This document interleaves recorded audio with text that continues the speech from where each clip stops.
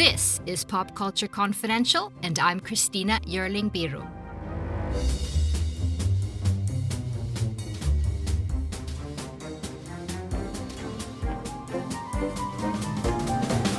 Hello, everyone, and welcome to the show. It's 2026, and the release calendar is stacked. Major directors, big epics, indie gems. On this episode, we're counting down our most anticipated films of 2026. The movies we think will thrill us, surprise us, and maybe completely break us. Joining me today, an invite I never refuse, the duo with the deep cuts, the brilliant minds behind Director Watch, Jay Ledbetter and Ryan Mcquade. Welcome finally to Pop Culture Confidential. Hello. Yeah, great to finally get the invite with the with the staple Mr. Mcquade. I figured I'd crash the party. I don't spend enough time with Ryan. He does not spend enough time with me every single week talking and director watch and doing a bunch of deep dives into directors. So it's only, Jay, we don't talk enough, not to do a side tangent already at the top of this show. I feel like because we do director watch now, Jay and I don't get the chance to talk about a lot of new releases as they come out. Or maybe texting each other that, or maybe he'll jump on a main show episode over there and we'll talk about it. But we don't get to talk about it. Then you can do that all the way through. So we get to kind of do that here. And I get to also see which films he's going to annoy me with throughout the year of, I don't know if I'm that anticipated. Because today, if he's not anticipated for it now, I don't know if he's going to get anticipated for it. But I damn well know that if he says one of these films is not anticipated, I'll know it's bullshit because he said it on this show today. Okay. Well, Jay, on that note, and since you're new on the show, I guess I'll ask you, when you get excited for an upcoming movie, what does it for you? The genre, the director, the film format? Are you like, only if it's filmed in VistaVision? Yeah, it's definitely largely director-driven. I mean, Ryan and I are doing a director-driven podcast. So definitely I am very director-forward as far as anticipation is concerned. I mean, I remember the biggest flip in my kind of cinema journey was when I figured out that the director is actually more indicative of whether or not the movie will be good than the actors in it. But that is certainly a huge part of it. The other part of it, I think, and this kind of speaks to what Ryan is talking about a couple of films that I think are universally some of the most anticipated. And I was thinking, why am I not anticipating those as much? I should be. But I think it's, if I kind of have an idea in my head of what a movie will be, I anticipate it a little bit less. So a lot of the movies on my list, one, we don't necessarily know a lot about, or if we do know a little bit about them, I'm still just like, I don't know that could be anything. I cannot imagine what that is going to be like when I sit down and watch it. So those are some of the important parts as far as anticipation. That's great. I love it. Concerned for me. And Ryan only likes rock biopics, right? That's true. I have Do my we have background. any of those this year? Yeah. Jay? Oh, wait. No, we do have I forgot. Christina, I do also want to say now that you are the host of the show, we are just the humble guests. You get the wonderful task that I get to have every week, which is to rein this son of a bitch in, because Jay can go off the rails. So I just want to let you know that. I can. You mean as opposed to you? Yeah, exactly. But Jay's always the wild card. But we love him, and I love doing this. We have a strict structure here. I think yes, we have a structure that Jay's like, you give Jay rules, and let's see if he can break them. So the rules are, I've asked each of us to pick 10. We don't know each other's picks. I also have a few at the end that I'm worried about. I'd like that they were good, but I'm kind of worried about. I like that. I like that the worried about picks. Yeah. So I think we could just start. And since Jay is the first time guest on the show, get the ball rolling. Yeah, let's get it out of the way. The Odyssey is my number 10. Thank you for getting that, because we know this is. Oh my God, that felt like such a burden for you to say, Jay. Oh, the Odyssey. Well, this is the movie that Ryan is talking about, where he's like, why are you even like half hesitant? Why are you resisting this movie? Rock. And it is he's because not. It's on his list. It's on all our lists, yeah. I think. I mean, I'm incredibly. I think the last 3 Christopher Nolan movies are the 3 best Christopher Nolan movies. Christopher Nolan is on like an absolute heater for me. Can do no wrong. But this is what I was talking about, where I'm like, I'm pretty sure I know what that movie is. Like, I mean, I'm in my mind, I can very easily see Christopher Nolan's The Odyssey. Maybe he will absolutely blow my mind. It's entirely possible. If you had told me Christopher Nolan's Oppenheimer, I probably wouldn't have envisioned what he ended up putting on the screen. And I mean, he's the most powerful director in Hollywood right now. He gets access to things that other people simply don't, and that creates for some of the best like audiovisual experiences we have right now. He's the president of the Directors Guild. He's the president of everything.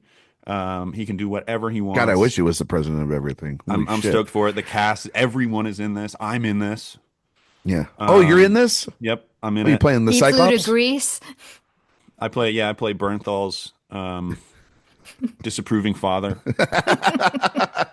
But no, the Odyssey. I mean, we can talk about it forever. It's probably universally the most anticipated movie of the year across the board.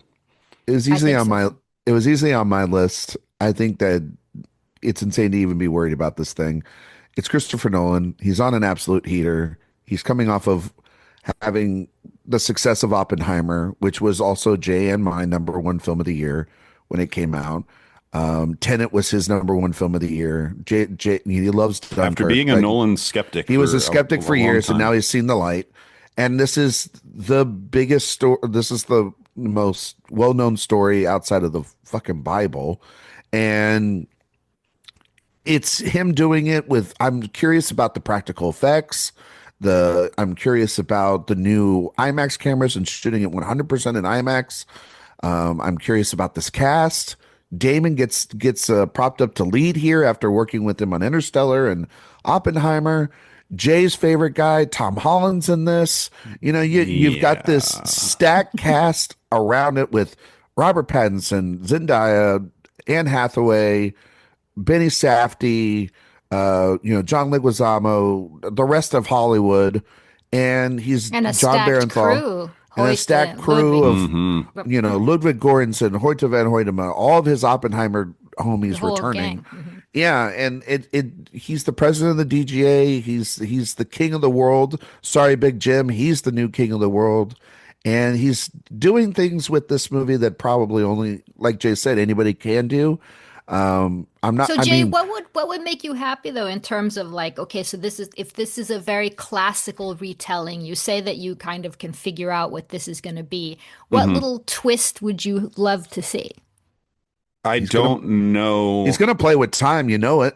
That's what I think too. It's going to look strikingly beautiful in IMAX. Nolan.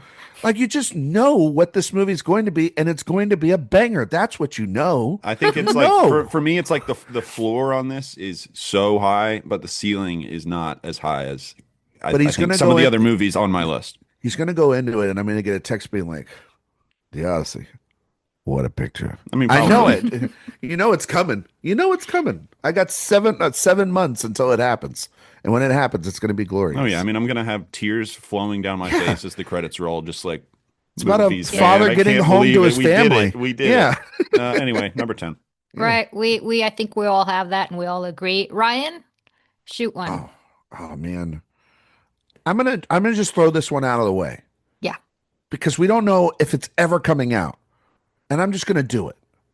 And that's Terrence Malick's The Way of Wind. Number one forever and ever for every year until I die. And his Giant Jesus film. Now I read this is a good one.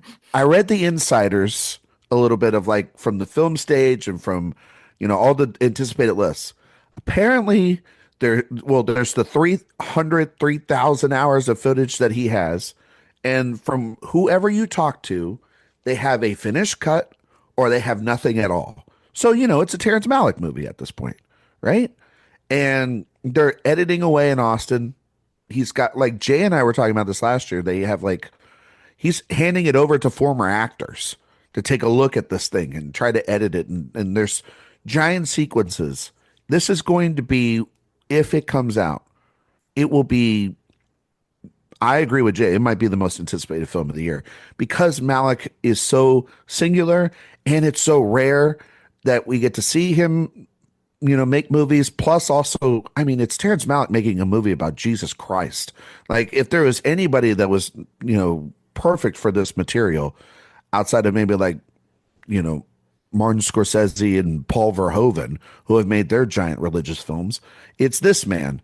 And so, yeah, I don't know if it's going to come out, but I got it on my list and that's why it's perfect at like a 10 spot, because you can say like, well, it didn't come out, it could have come out, rather than putting it all the way at 1 and disappointing yourself. So that's why I get to hedge my bet there. Jay puts my number 1 on his 10. I put his number 1 on my 10. See how we work? I excluded it from my list because it's not coming out. It's just not. We can always hope. See, that's the thing, Malick. You gotta have hope, buddy. Malick gives wants us to hope, and then But the movie was shot in of the director watch, guys. We're not petty. We just trying to help each other out here. That was a good one. It's not on my list, but it certainly is on my list, if you know what I mean. Christina, do you like Malick? I do. I'm one of the ones who didn't like the dinosaurs in Tree of Life, and that pisses a lot of people off. Christina. So we don't have to have that discussion. But I did. That's pretty important. Off over here. No. All right, so I guess I'm up. I'm a sucker for a movie that calls itself, I quote, a love letter to movies. And the upcoming film, Behemoth, I read, is described as a love letter to the music in the movies. So this piqued my curiosity. Plus, it's Tony Gilroy, who I really love. I love him for Michael Clayton and for Andor, and I've gotten to speak to him a few times over the years, and the conversations with Gilroy have been some of the most interesting conversations on writing and themes that I've had throughout the years on the show. This movie, Pedro Pascal apparently plays a world-class cellist. He writes music for films. Ava Victor stars, who just had the fantastic film Sorry Baby. So just the whole package I'm looking forward to. Super excited about it. I know they're filming it as of right now still. They're trying to hopefully have it ready by the fall. I know some people that have been working on it, and I've heard that it's very, very special. I mean, Gilroy's at the top of his game. Don't listen to Dave Filoni. Andor's wonderful.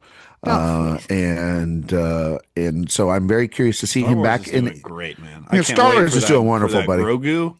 Jay, is that on your list? Jay, is that on your list? Mandalorian and Grogu? It transcends the list, so it is not on it. But no, I love most of Gilroy's work, and I mean, Michael Clayton is a forever movie for me, and Jay knows that, and yeah, it'll be interesting to see him back in a full film rather than the television landscape. All right, Jay, back to you. All right, I knocked off Ryan's number 1 with my number 10. I think I'm going to knock off his number 2 with my number 9. And this is another one that he's gotten a little frustrated with me about. And that is The Adventures of Cliff Booth. Oh, but that's my number 1 almost, or at least at the top. That's not my number. That's not my number 2. I don't have mine ranked, but it's high up on my list. Yeah, I mean, what is there not to be excited about with this movie, except for the fact that it sounds like a Mad Lib, a David Fincher directed, Quentin Tarantino scripted sequel to Once Upon a Time in Hollywood on Netflix, unfortunately. Wah, wah. But I'll figure out a way to watch it in the theater, and I'm so excited about it. I have no idea what the tone of the movie is going to be. There is like half a sense of hesitation about it, but then I remember that David Fincher is one of my favorite directors ever. So then I just get excited about it. So very excited for that one. I'm so excited for that. And the tone is what's going to interesting me the most, because it's Fincher and Booth in this story. I can't really put it through my head what this is going to look like, but I cannot wait. I think like worst case scenario, it's like the tone of like a True Romance, which it's not as, as easy going as Once Upon a Time in Hollywood, but it's it's still got that energy to it. Is it like the consensus out there that like Fincher is washed? No, Because is that like the consensus from people? A lot of people think that he has just kind of faded into oblivion in the Netflix world. But his last two movies are great. I would say less washed than just not at the center of film culture anymore. I mean, that's fair, but like, which sucks. Which I mean, it does. I mean, you and I love his Netflix. We movies. Love Mank. I love The Killer. Me too. You know, these are he's still on a roll. Like he's doing thing. I mean, he's clearly. I mean, oh no, David Fincher's got unlimited money to make whatever movie or project he wants from Netflix. Like they owe him. He hasn't made his best movies at Netflix. No, but I mean, his best movies are like 20 years ago at this point. Well, and they're like all-time. They're all-time movies. Yeah. But how are people feeling about Tarantino after the whole Paul Dano? Well, I mean, that doesn't register when I walk into the theater. I mean, like he's said stupid shit for years. Like Jay and I first podcast. Yeah. Jay and I, we bonded. Our first ever bonding director experience was he had me on an first old time show, we ever podded together. Yeah. And we talked about Tarantino. And so and I told him then, and I tell everybody now, it's like Tarantino's not like one of my guys, but he makes great films and he says a lot of dumb stuff. So you got to take it, you got to take the movies as one thing and take the idiot as another. He's a shock guy. He's going to say things that are against the grain, and you got to just be like, okay, cool, Quentin. Here, keep playing with your toys over there, buddy. But no, I'm really excited for this. I mean, I think it's kind of fascinating. When Fincher works with really top tier writers, he's able to just knock out great films. I mean, I'm not saying it's the same thing, but I just think of like, this is like a Social Network kind of pairing where you're like, this great screenwriter is going with this tactician of a director. And that felt like a Mad Lib. Oh, he's making a Facebook movie written by Aaron Sorkin. That's kind of weird too, but I just trust him. I think both of them have wanted to make this. Pitt clearly wanted to make this. And so I have no idea about this cast or the tone of it. But I think like Elizabeth Debicki and Scott Kahn and some other and I'm sure it's going to be great. I mean, I have a feeling like it's going to be like Cliff Booth's Chinatown or maybe even Hail Caesar a bit. Like I from the Coens, there's just like a good vibe to it. I feel like I'm not worried about it, but I'm also like a little skeptical like Jay, where I'm like, it's not my number 2, but it's like it's in and around my 10 to 15 of like, I know this will be great. I'll have fun with it, but it's not like if you $200 million budget. It's a lot. So although all Netflix budgets are inflated.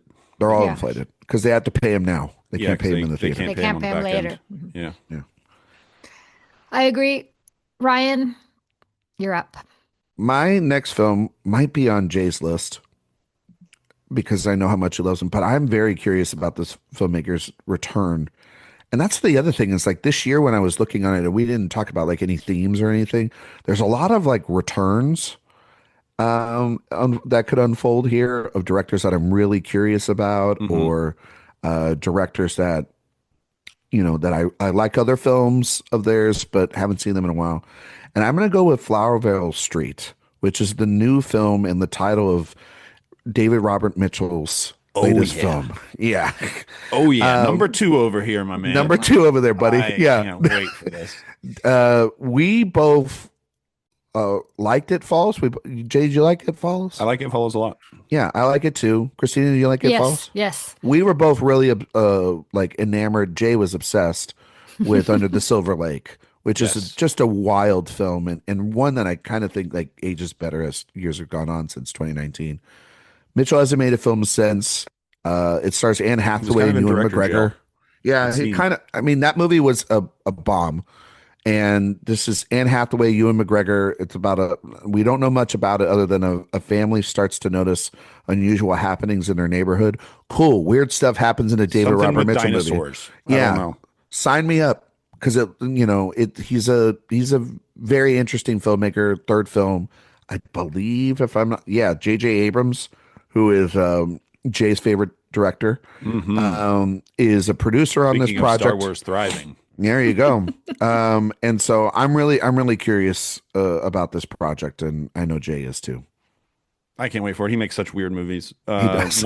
He's one of a kind. The fact that he is getting an opportunity to make what seems to be, a fairly expensive movie with big movie stars again, that seems like it's going to be as weird as you would hope it would be, has me super excited. And this is number one on the power ranking of like, I have no idea what this movie is, and that is very exciting to me. What do you know about cast and? Well, just Anne Hathaway and Ewan McGregor. That's all.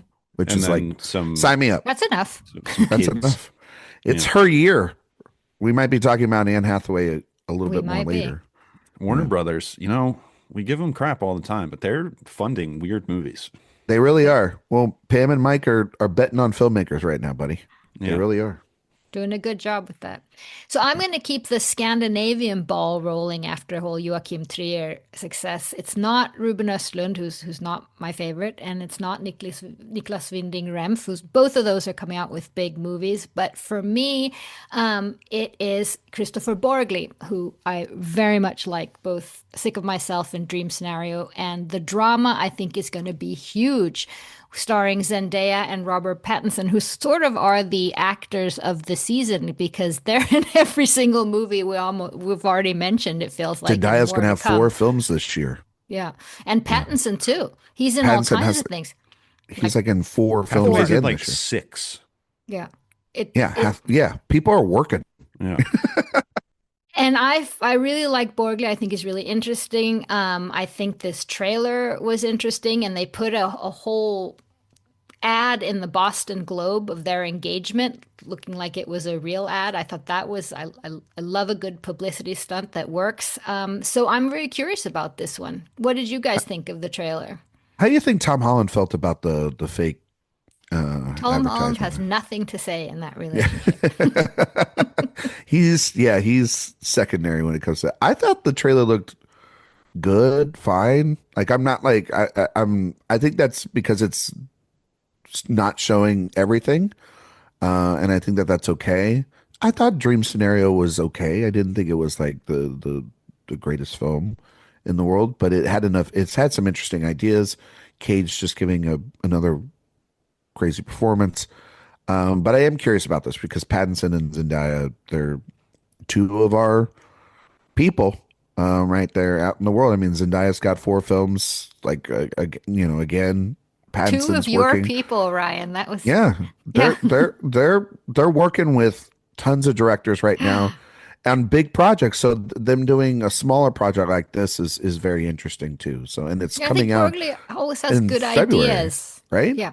Comes out in February, so we'll see it very soon. Jay, are you excited about this? April 3rd. Or April, I'm sorry, April. Yeah, it comes out pretty soon. I am excited for this one. The trailer, it's just one of those trailers where you're like, I want to know more about what's going on. That was kind of odd. So I am excited. I mean, it is. I wasn't the biggest on Dream Scenario either, but this movie, it doesn't really have the hook of a Dream Scenario. So I'm kind of looking forward to figuring out really what the hook is and kind of what that movie is beyond just a sort of psychosexual drama, maybe. I don't know. Domestic. I don't know. Who knows? Hell yeah, brother. I am excited for it though.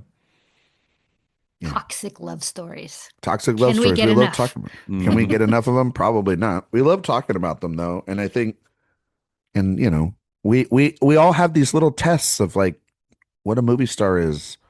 I think that these are little tests out there. We've established Chalamet as a movie star, so somebody else needs to come into that fold. And Zendaya has been one that Jay and I have been talking about, where it's like, can she transcend just past being in the Spider-Man and Doom movies? Can she and Pattinson, who had a bomb on his resume last year with Mickey 17, can they make this into a moderate little hit? We'll see. I have the feeling they can. Jay, back to you. Let's keep the Pattinson Express moving here. Yes.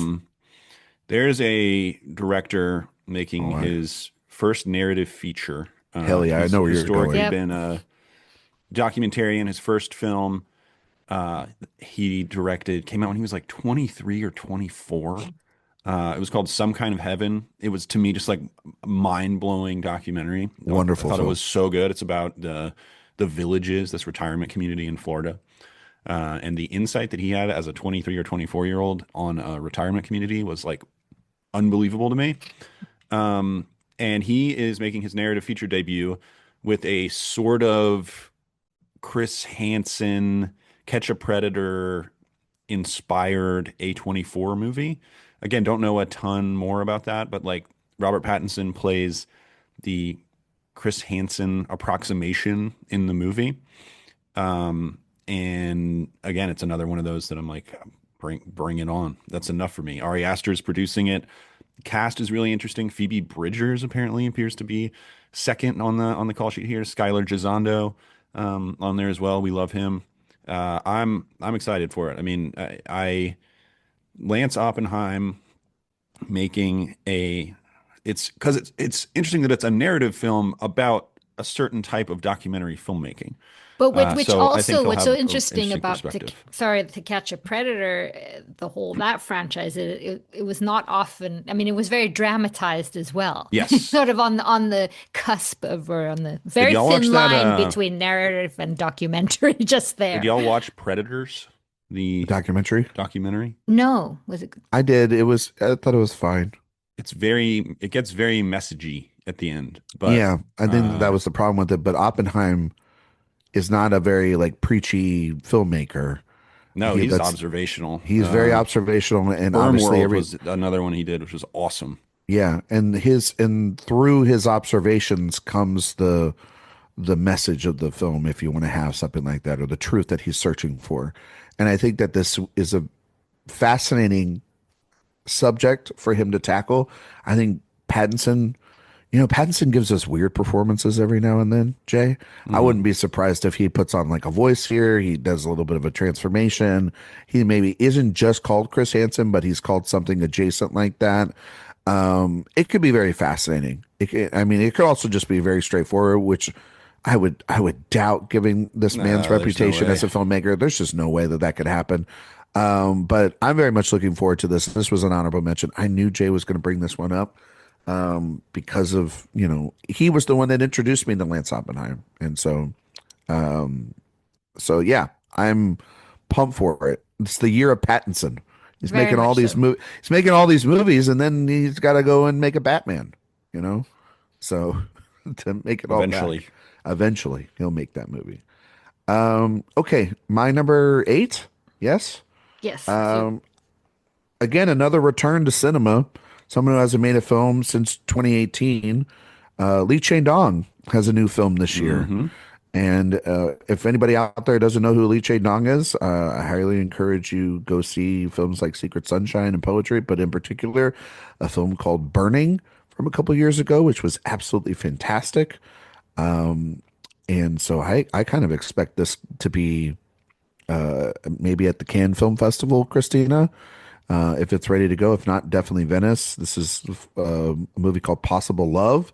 It follows the lives of two married couples leading to complete opposite lives as their worlds collide. Fractions begin to appear in their daily existence. He's goes for very Hitchcockian vibes at times. There's real longing and sadness and profoundness that are found in his films. I think he's one of our great directors that we have. We rarely get to see him. He's not making like the output of like other directors, but when he pronounces himself, he makes a pretty profound film. So I'm looking forward to this. That's great. So I've only seen Burning, so now you've got me. I want to see the other ones Secret before. Sunshine, I believe, is in the Criterion Collection. Yeah, it is. Poetry is really wonderful, but yeah, Burning is like one of those where it's Oh, like, I'll follow you everywhere you go mhm. now after this thing. And so this is his follow up. It's a Netflixer.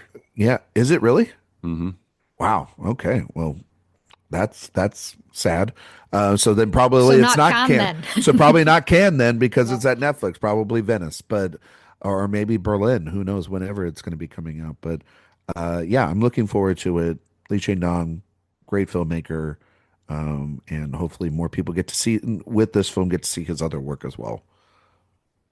okay, I'm going to talk more about marriages by way of Renate Rensvej. who I can't get enough of, and by way of Romania, because Christian Mungiu's Fjord with Renate Reinsve and Sebastian Stan is one thing I'm very much looking I forward knew you were to. going to pick this. That's why I did not put it on my You list. did? But Yeah. I'm excited about this movie. I'm so excited. And this is about what we know is a couple that moved to Norway, to this little village where Renate's character is born, and they somehow become the scrutinized for how they raise or are with their children, which I think seems fascinating. And that's pretty much all I know about it. Do you guys know anything else? I just really love Mungiu and the actors. I think Sebastian Stan actually is Romanian. Yes, he is, and he's And going to be speaking Romanian the entire time in the film. Yeah. I'm Jay, so looking forward to this. Are you a Mungiu fan? Do you know a lot of Mungiu work? No, you know what? I never even got around to A Different Man a couple years ago. You never got around to A Different Man? I need to watch it desperately. I know that'll be a deep dive before this one comes out. I'll get into the Mungiu oeuvre. This whole trio is something you'll want to see. Yeah, I can feel like this might actually be one that's at Cannes, Christina. I really do. And Mungiu seems to be one where if it's the right film and it is this, with these two performers, which I mean, Stan has, when he's not making Marvel stuff, he's making very interesting choices. Yep. As an actor, he does leverage that into. He does. He's a lot like Ruffalo, where I think both of them get to leverage a lot of really interesting. Yes, exactly. Where they are sort of the exact opposite of Chris Evans. Exactly, where Chris Evans is like, let me make an Apple movie or Electric State or something like that.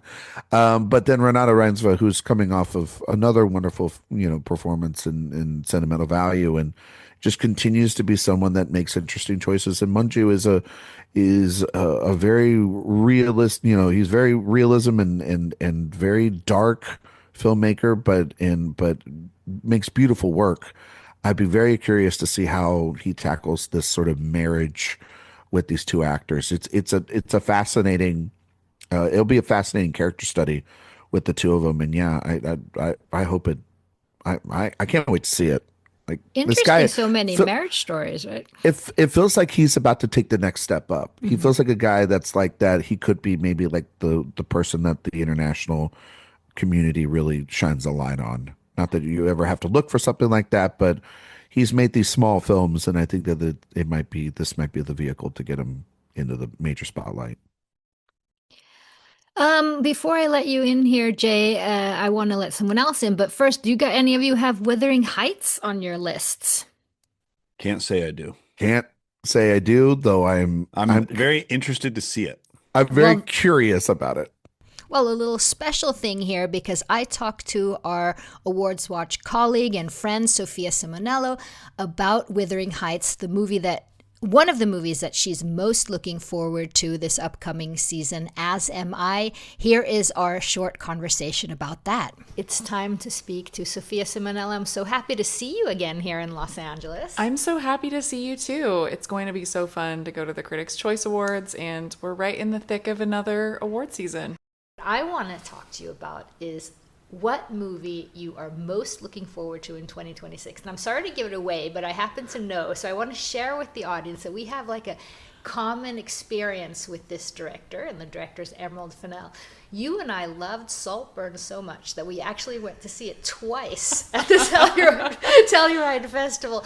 And I think we kind of are alone there. I think we are. And it was such a weird place, really, for a film like Saltburn to premiere, and throughout the season the reception to it was really all over the place, very hot and cold, but we had so much fun with it. And I feel like Emerald Fennell, whether you like her films or not, she is a provocateur, and I just find that interesting and exciting. And whenever she's making a new film, it's possible that it won't be great, but we'll have a good time watching it.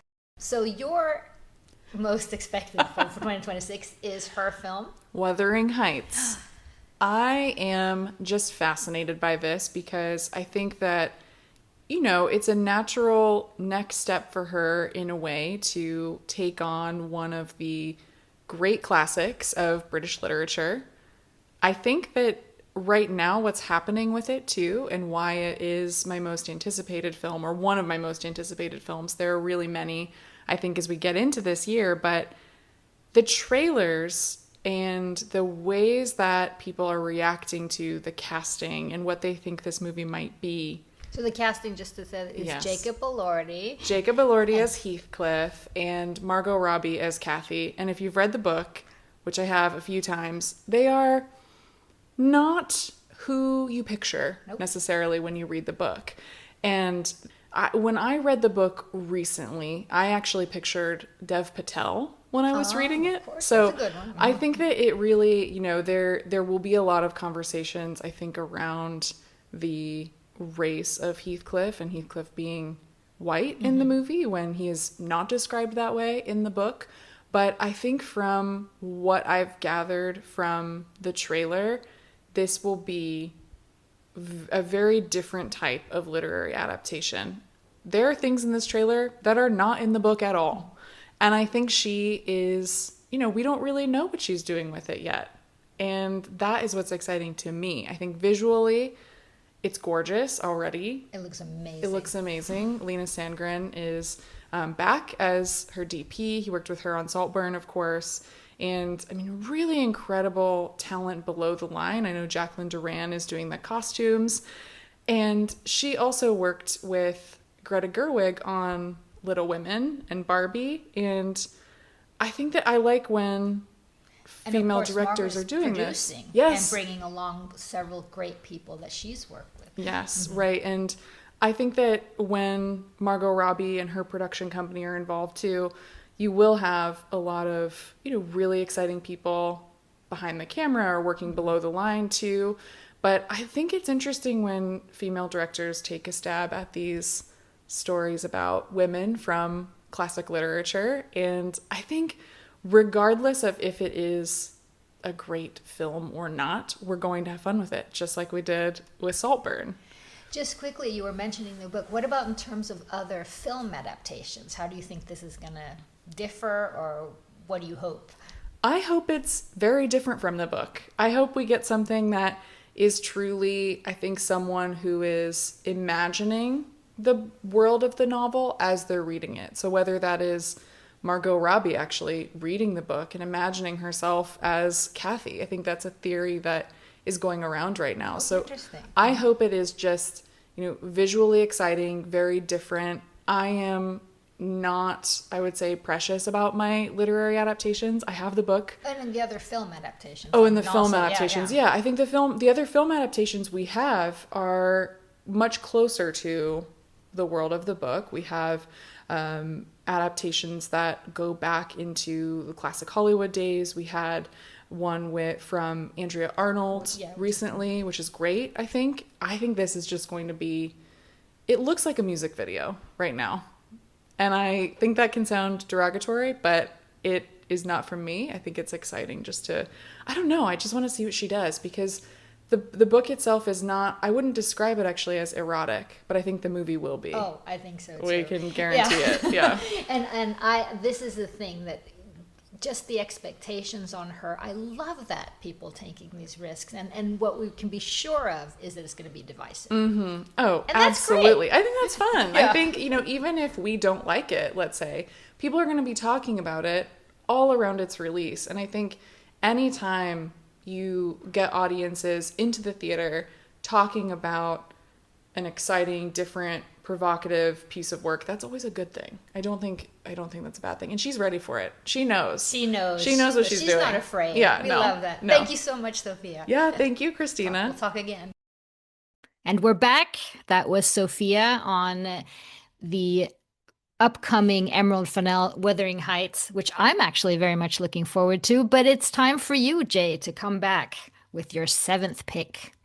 Yes, let's go from classic English literature to the world of video game cinema. Zach Cregger has become one of my favorite directors working right now after Weapons, one of my favorite films of 2025.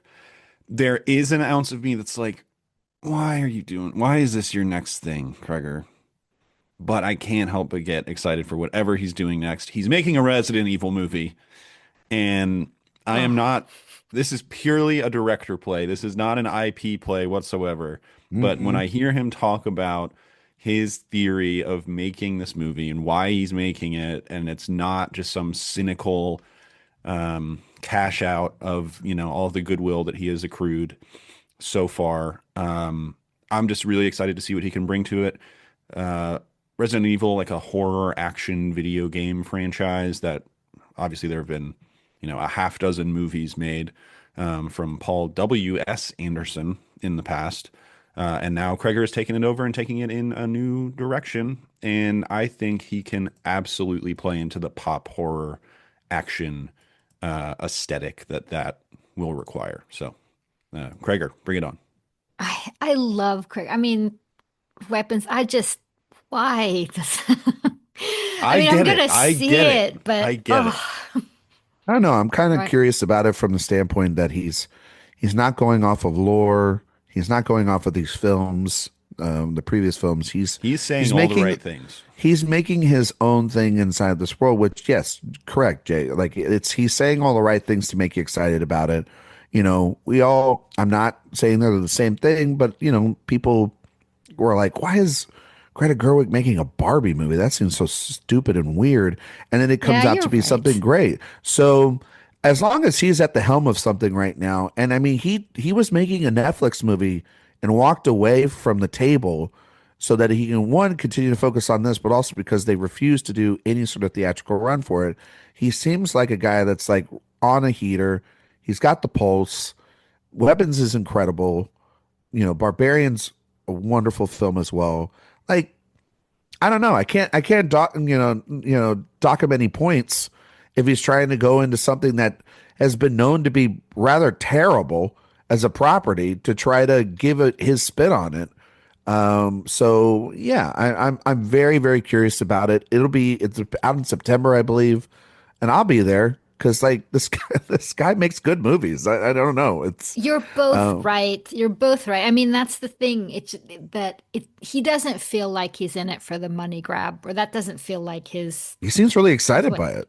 He does, when you hear and people talk about it. He's talked about, wait, it's going to be something different, and yeah, I know. It's just that.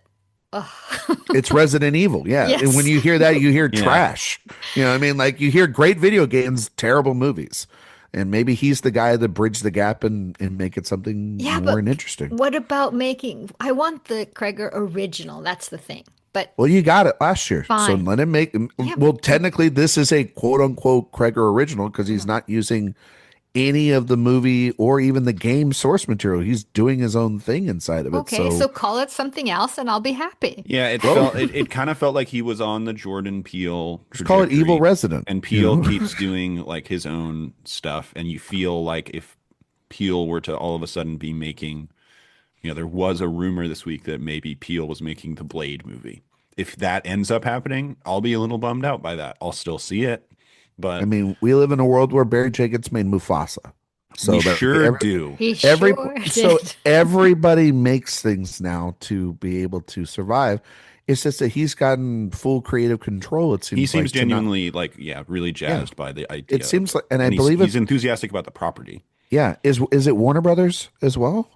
Not that I need to ask this right on the middle of the podcast and everything, but if it is, it's his partners that he's worked with over the last couple of films and with weapons. I mean, that is not a property that is like religiously revered or anything. I don't know. So he gets to kind of play in that playhouse and do whatever he wants with it, which is kind of cool because no one's really like, God, those Resident Evil movies, I hold them in a very special place in my heart. There's like maybe 10 sickos out there that do that and nobody else. So those movies made a ton of money. So I don't know. I'm really excited for it. Jay's absolutely right. Like Kreger's a guy that like at the time of recording this is like he can do no wrong. Let's give him a shot. Let's let him do it. We will. He's got something else popping up too. I think it's like something. He's going to have a ton of original films over the next couple of years as well too. But yeah, I'm excited for it. All right, Ryan. Okay, getting into it in the middle of this list. So I'm gonna go with a guy that is pretty consistent and pretty great, and we all love him. We all loved his last film. I think we all loved his last film, which Can was I? Nosferatu. And I'm gonna go with Robert Eggers for Werewolf, which essentially feels like he's bringing back the entire cast from from Nosferatu with Aaron Taylor Johnson, Lily Rose Depp, Willem Dafoe, and Ralph Ineson, and making a 13th century England werewolf film that'll be coming out at Christmas, much like Nosferatu. I think Eggers is just on a roll too. Like Yours is great. He's just a great guy at this point. He's making movies that only he could make. It's built in lore, built in, we don't really know much of the plot of this film other than it's just a historic tale with the werewolf mythos. He really just has won me over after Nosferatu. I was more like I'm waiting for it, and I'm waiting for it, and I'm waiting for him to like make something great. And then I think he did. And now I'm like, sign me up, get me on the Eggers train. Anything he does is pretty great because he's also a guy, weirdly enough, that he may not be the biggest director in the world, but he's able to gather resources and stay within his voice better than a lot of filmmakers are nowadays. And I know a lot about the home media release of The Northman, is that movie was a monster success once it got out of the theaters. And then Nosferatu was a surprise hit at the box office. So I'm really curious about it continuing here. Yeah. And so he's on a roll. I'm excited for this. I think it's going to be in Old English, the dialogue. So sorry, all those people at Christmas wanting just a straightforward werewolf movie. You're not going to probably get that. That's the Eggers thing. That's the Eggers thing. He's such a obsessive researcher. He's so meticulous, and to give him budgets like this to be this meticulous and people going to see it is kind of great. He's one of one really right now in terms of what he can do with his style and accessibility. So I'm looking forward to this one big time. Jay, are you looking forward? I love Eggers. When I saw that this was the next movie that he was doing, I was waiting for it to be like an Onion headline. I was like, this is just too on the nose. I'm sure I will like it. I love Eggers as a filmmaker. I do wish he was veering a little more off course than this. But still, definitely looking forward to it. An honorable mention for my list. Ryan, I'm still kind of at that station. I haven't really boarded the train. You haven't left it yet? That's fair. I think he's an absolutely incredible, as you say, in detail and research and below the line. I just would want him to, as Jay said, veer a little bit more out of his comfort zone into something different, or give Nia DaCosta the money that he and Guillermo del Toro get to do all their boat building and research. and I just would want a little bit. I will see it. I have great admiration, but it doesn't really hit me as it seems to if hit he you. makes this into a hit, then he is a recognizable name alone. But isn't he already? I think no. I think that I don't think people. I think people went to Nosferatu because of the horror of it all, and they probably will with this. And you probably need to see him do something more original. I mean, like this isn't built on anything. It's built on more lore than it is built on IP and property. So we'll see that as well. But I mean, like I'm waiting for if you just put Robert Eggers on the title card for people to flock to it. I think that this movie is a test for it. I think this movie is a big test for it because it's not built on Nosferatu, Dracula lore. It's built on, and it's not disguised as a dad movie like The Northman. Exactly. There were a lot of dads who popped on The Northman, and by the end of it, we're like, "What the hell's going on? What's going on here? Why are they doing all that stuff? There's not enough violence." But there's plenty of violence. I don't think that was the problem. I think it was probably the Valhalla sequences. Yeah, exactly. But no,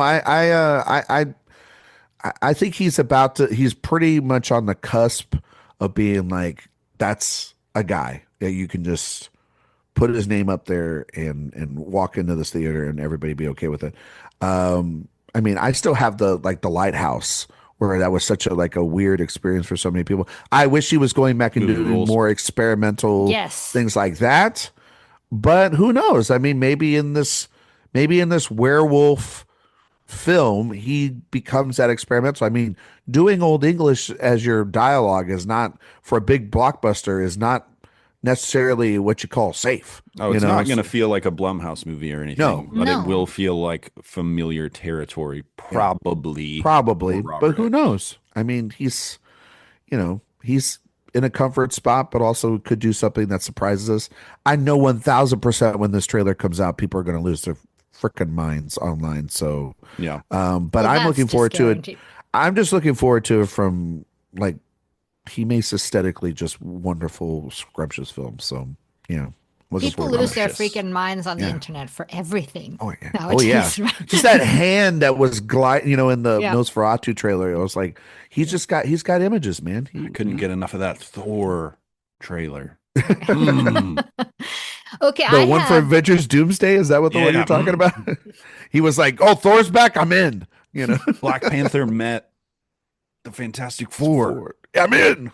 I have a director whose latest film I know that at least Ryan and I very much agreed on. See what Jay thought, and I am always happy to welcome back M. Night to the year.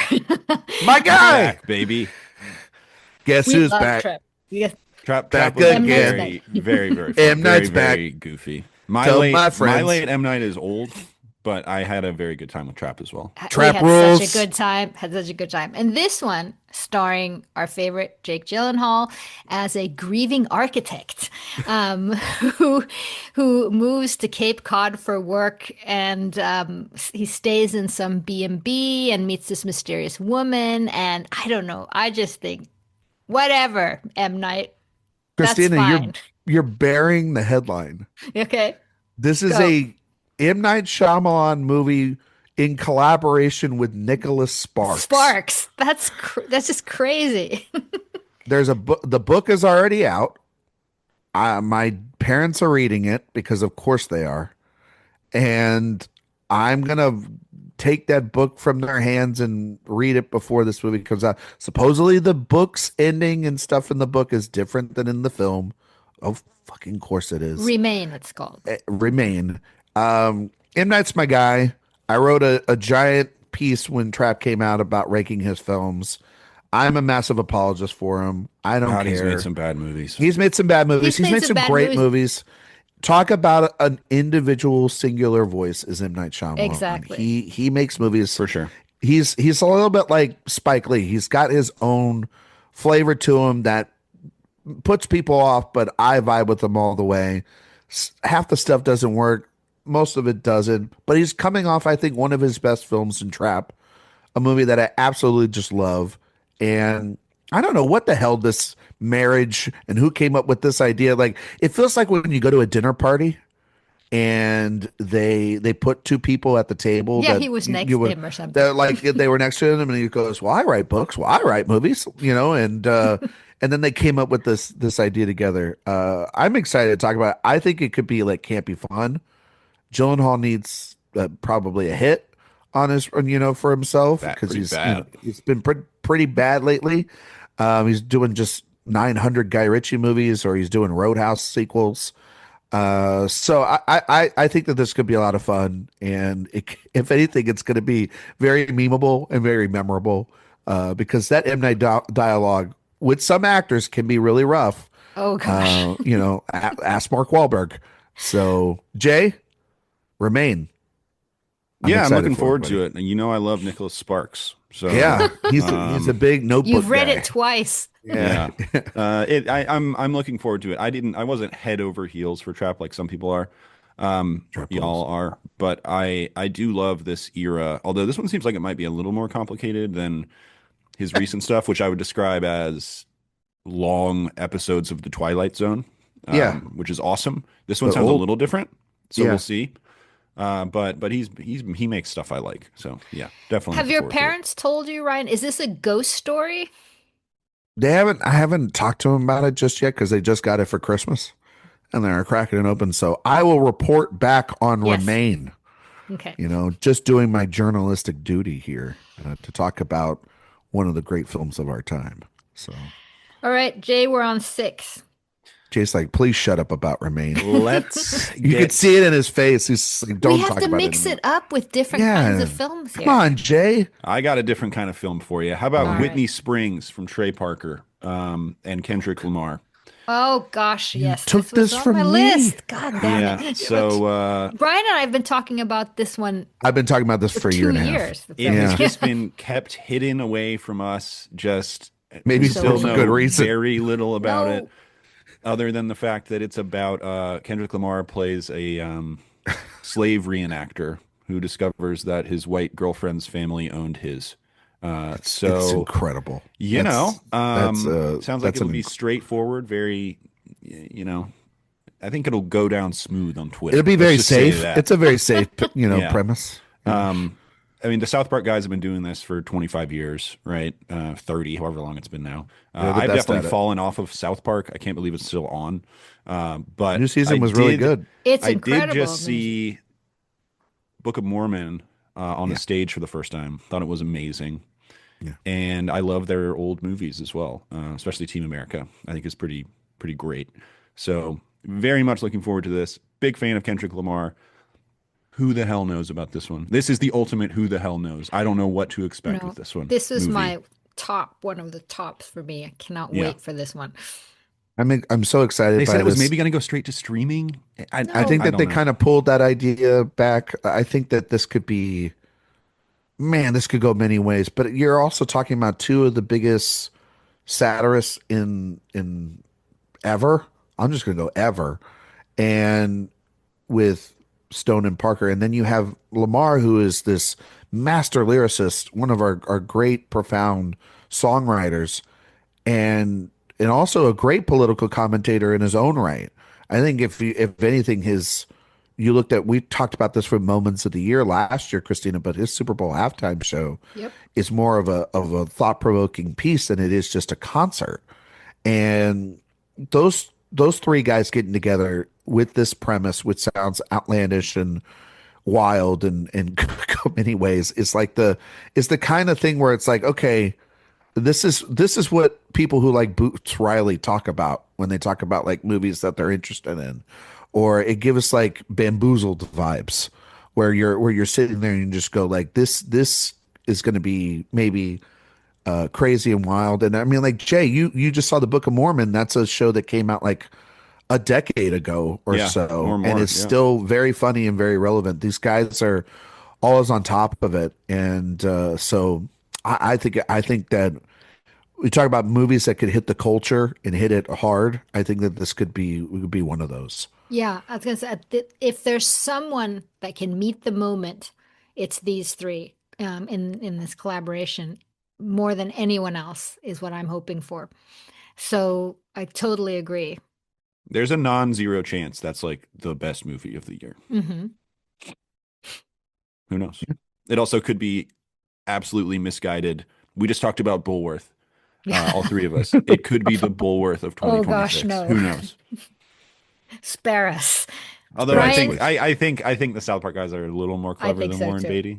Yeah, they're a little bit more. Hey, everybody, I'm going to talk about this movie and all my themes. I think having Kendrick Lamar for something like that is probably a good call. Maybe Warren Beatty could have used someone like that on set. Yeah. You think?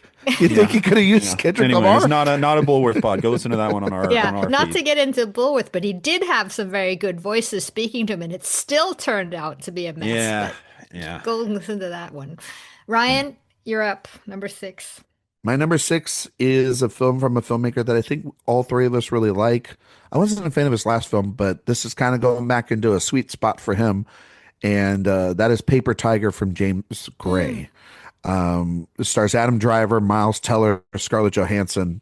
I'm all for the James Gray movies where it's about brothers and family and complicated matters. This follows two brothers who pursue the American dream and get entangled with the Russian mafia. Driver's one of my guys. I love this guy when he makes great decisions. Johansson's one of our big movie stars that we have on the planet. The Miles Teller of it all seems very interesting to me. I really liked him in Eternity this past year. I thought he was delivering some great stuff. Really good movie. Rise up. Yeah. And I think he's replacing Jeremy Strong in the film, which is very interesting. So Teller getting to show off his dramatic chops there. I just think James Gray, one of our more interesting auteurs that we have out there, kind of the guy that, we all been clipping over the last couple of years about how to really take risk on the theatrical model. Wasn't a big Armageddon Time fan. Boy, oh boy, did I think that was a nothing burger. Did not like that. Just kind of was thrown all over the place. But I mean, like, Ad Astra and The Lost City of Z and Two Lovers and We Own the Night and The Immigrant. Little Odessa is what Little Odessa, feels like it's coming back The Yards. To, like, yeah. It's kind of going back to, it feels like, We Own the Night and Little Odessa and The Yards, these sort of family dramas that are, set within the crime world. And I think Gray's just a fascinating filmmaker and one that, can deliver the goods. I think that this will be it'll be also interesting to see him do once again sort of the American experience. He did that with The Immigrant. And so it's familiar territory, but it could feel anew from Gray. He's kind of got, what I gotta say this about James Gray, he's kind of got a little bit at times with those films like We Own the Night and The Yards and stuff like that. He's got what the Safdies have been also kind of had too, and feel like a very much an influence on them. So I wouldn't be, surprised if it has sort of that kinetic energy that also is from his younger films. So very much looking forward to that film. Me too. It gave me so much hope because I really felt that this was going back to the James Gray that I really appreciated. That I love. That you're talking about, Little Odessa and Yards and things. So I'm also very, very hopeful about this one. Should I go on with mine? Mine is also here is also a director whose last film I was bitterly disappointed. And I can but I felt like I have to mention this one because I'm a champion, and that's of Luca Guadagnino. Boy. Because I really did not like After the Hunt. But I'm going to give him a chance to veer into another territory here with Artificial, which is kind of a biopic, I understand, of Sam Altman, the kind of AI with the writer from SNL, Simon Rich, but a pretty incredible cast. Andrew Garfield, Yura Borisov, Monica Barbaro, Jason Schwartzman, Cooper Hoffman, one of my favorites. And the OpenAI story, is it too early to tell it? Or is it the exactly right time to skewer the tech industry? Was it too early to tell the story of The Social Network? Nope. So we're finishing it off this year. Yeah, exactly. Don't spoil my number one. We're getting the reckoning. Don't spoil my worries. But no, anyway, I'm giving this one. I'm giving Luca to step up to the plate with this one and come back to us. Christina, who's writing the script? Simon Rich. Okay. Simon Rich. Mm-hmm. What has Simon Rich written before? All I know is that he's on SNL. Okay. That's not good because I think that's the problem with Luca in After the Hunt is that it's his first time screenwriter and he needs a strong script because that's what Challengers and I think Queer had were strong enough scripts to get past. He's going to do wonderful things with the camera and the form.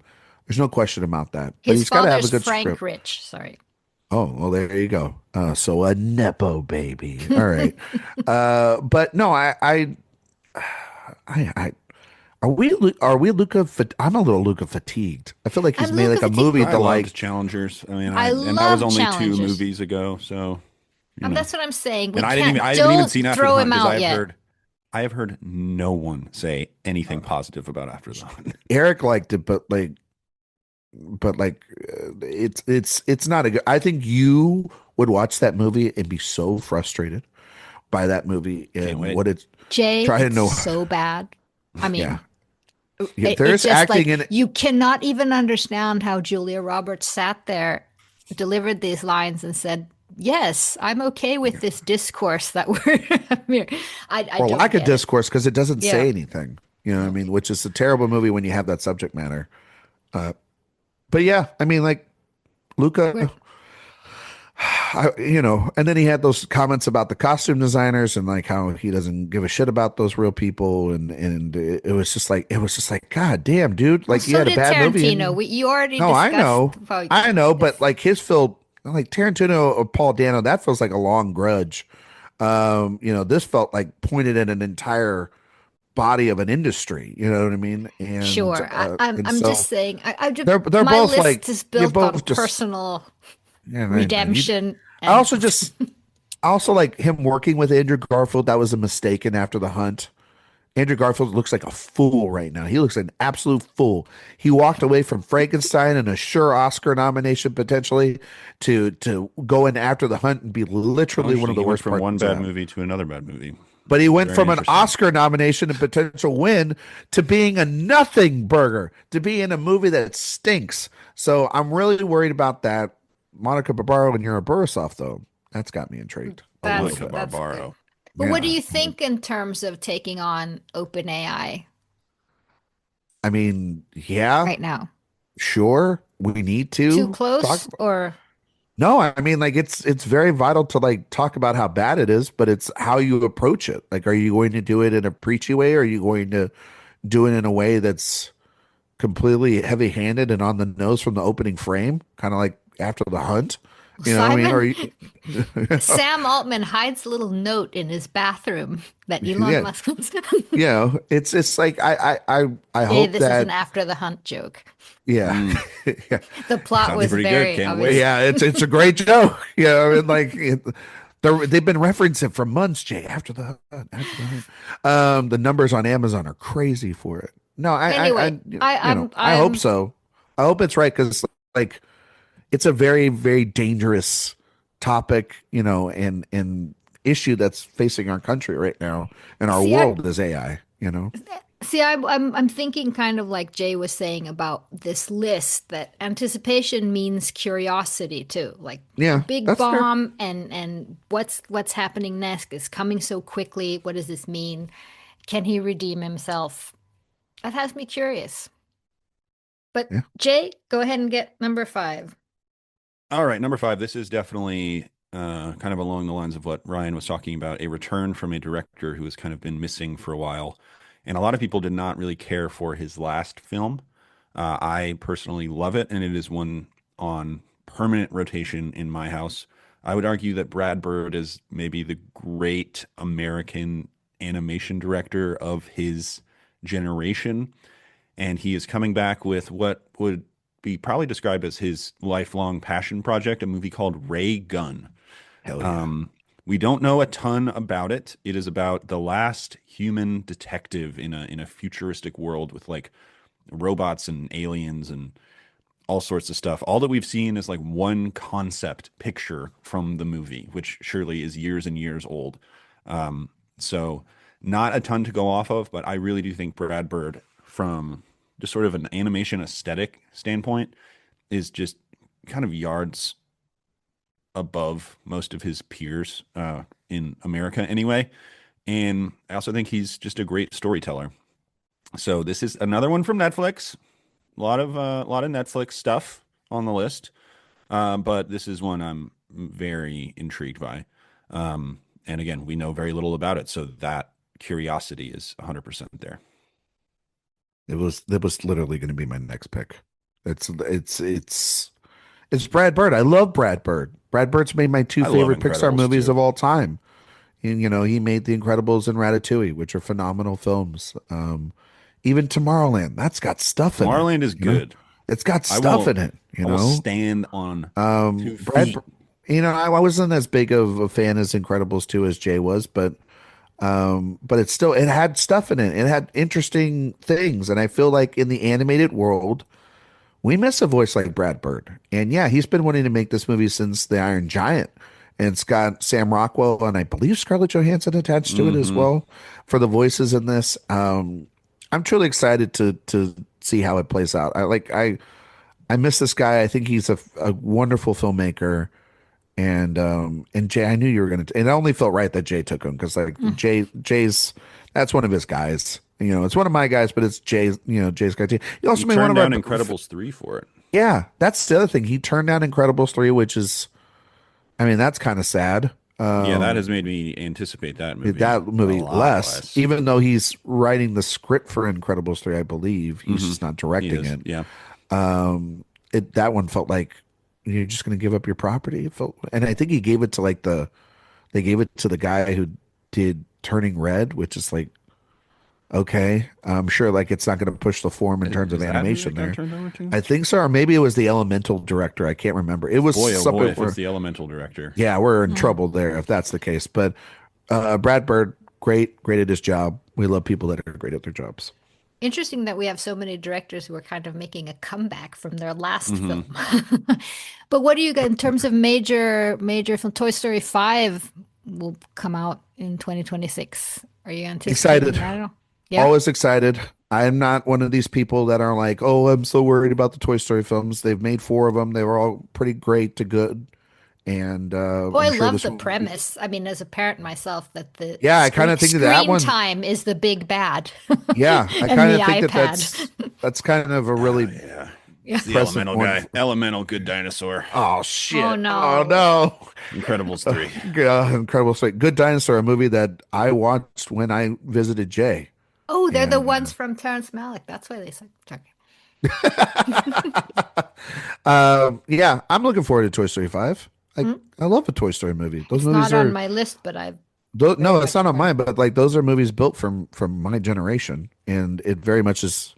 You know, they're always talking about things that I think are kind of important with childhood and evolving with time. So, the screen time being the villain, yeah, absolutely, yeah. It's a thing that when you go out to dinner and you see parents with the iPads in front of the kid's face and they're like 1 or 2 years old and you're like, shit.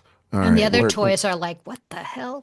Yeah, and they're sitting there being like, come on, why did you buy us? You know? So Pixar's in a weird spot. They are in a massive weird spot, dude. They're kind of in like MCU, just real like they're in like Disney animated territory. Remember when Pixar was at the heyday and like Disney animated movies, like regular Disney animated movies couldn't do anything?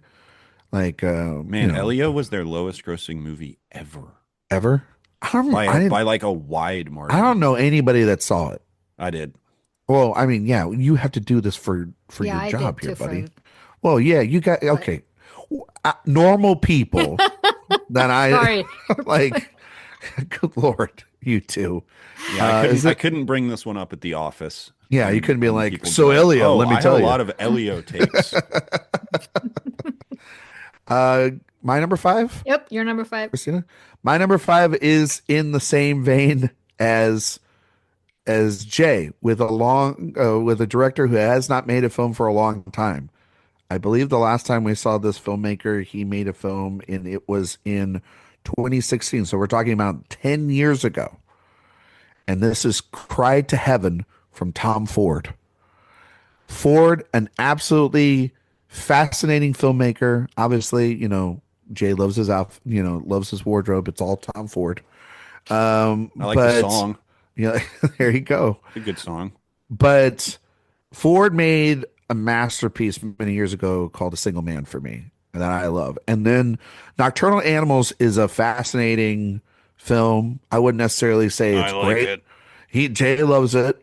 But it's sort of a love and hate thing. This is a very fascinating film. It follows like a singer and a noble in Venice in the 18th century trying to succeed in the world of opera. This cast is crazy. You have Nicholas Hoult, Aaron Taylor Johnson, Kieran Hines, George Mackay, Mark Strong, Colin Firth, Paul Bettany, Owen Cooper, and making her screen debut, Adele as the opera singer. So they have started filming this now. There's a long spanning rumor that I saw online that they are trying to shoot for this to be the Venice title, which makes total sense. Ford I think when he makes films, it's kind of like, in that Spike Jonze territory. It's kind of like in that Todd Field territory. When they make a movie, my ears perk up because they've got so many other interests, or they don't make films every 2 to 3 years. They make one every decade, it seems like.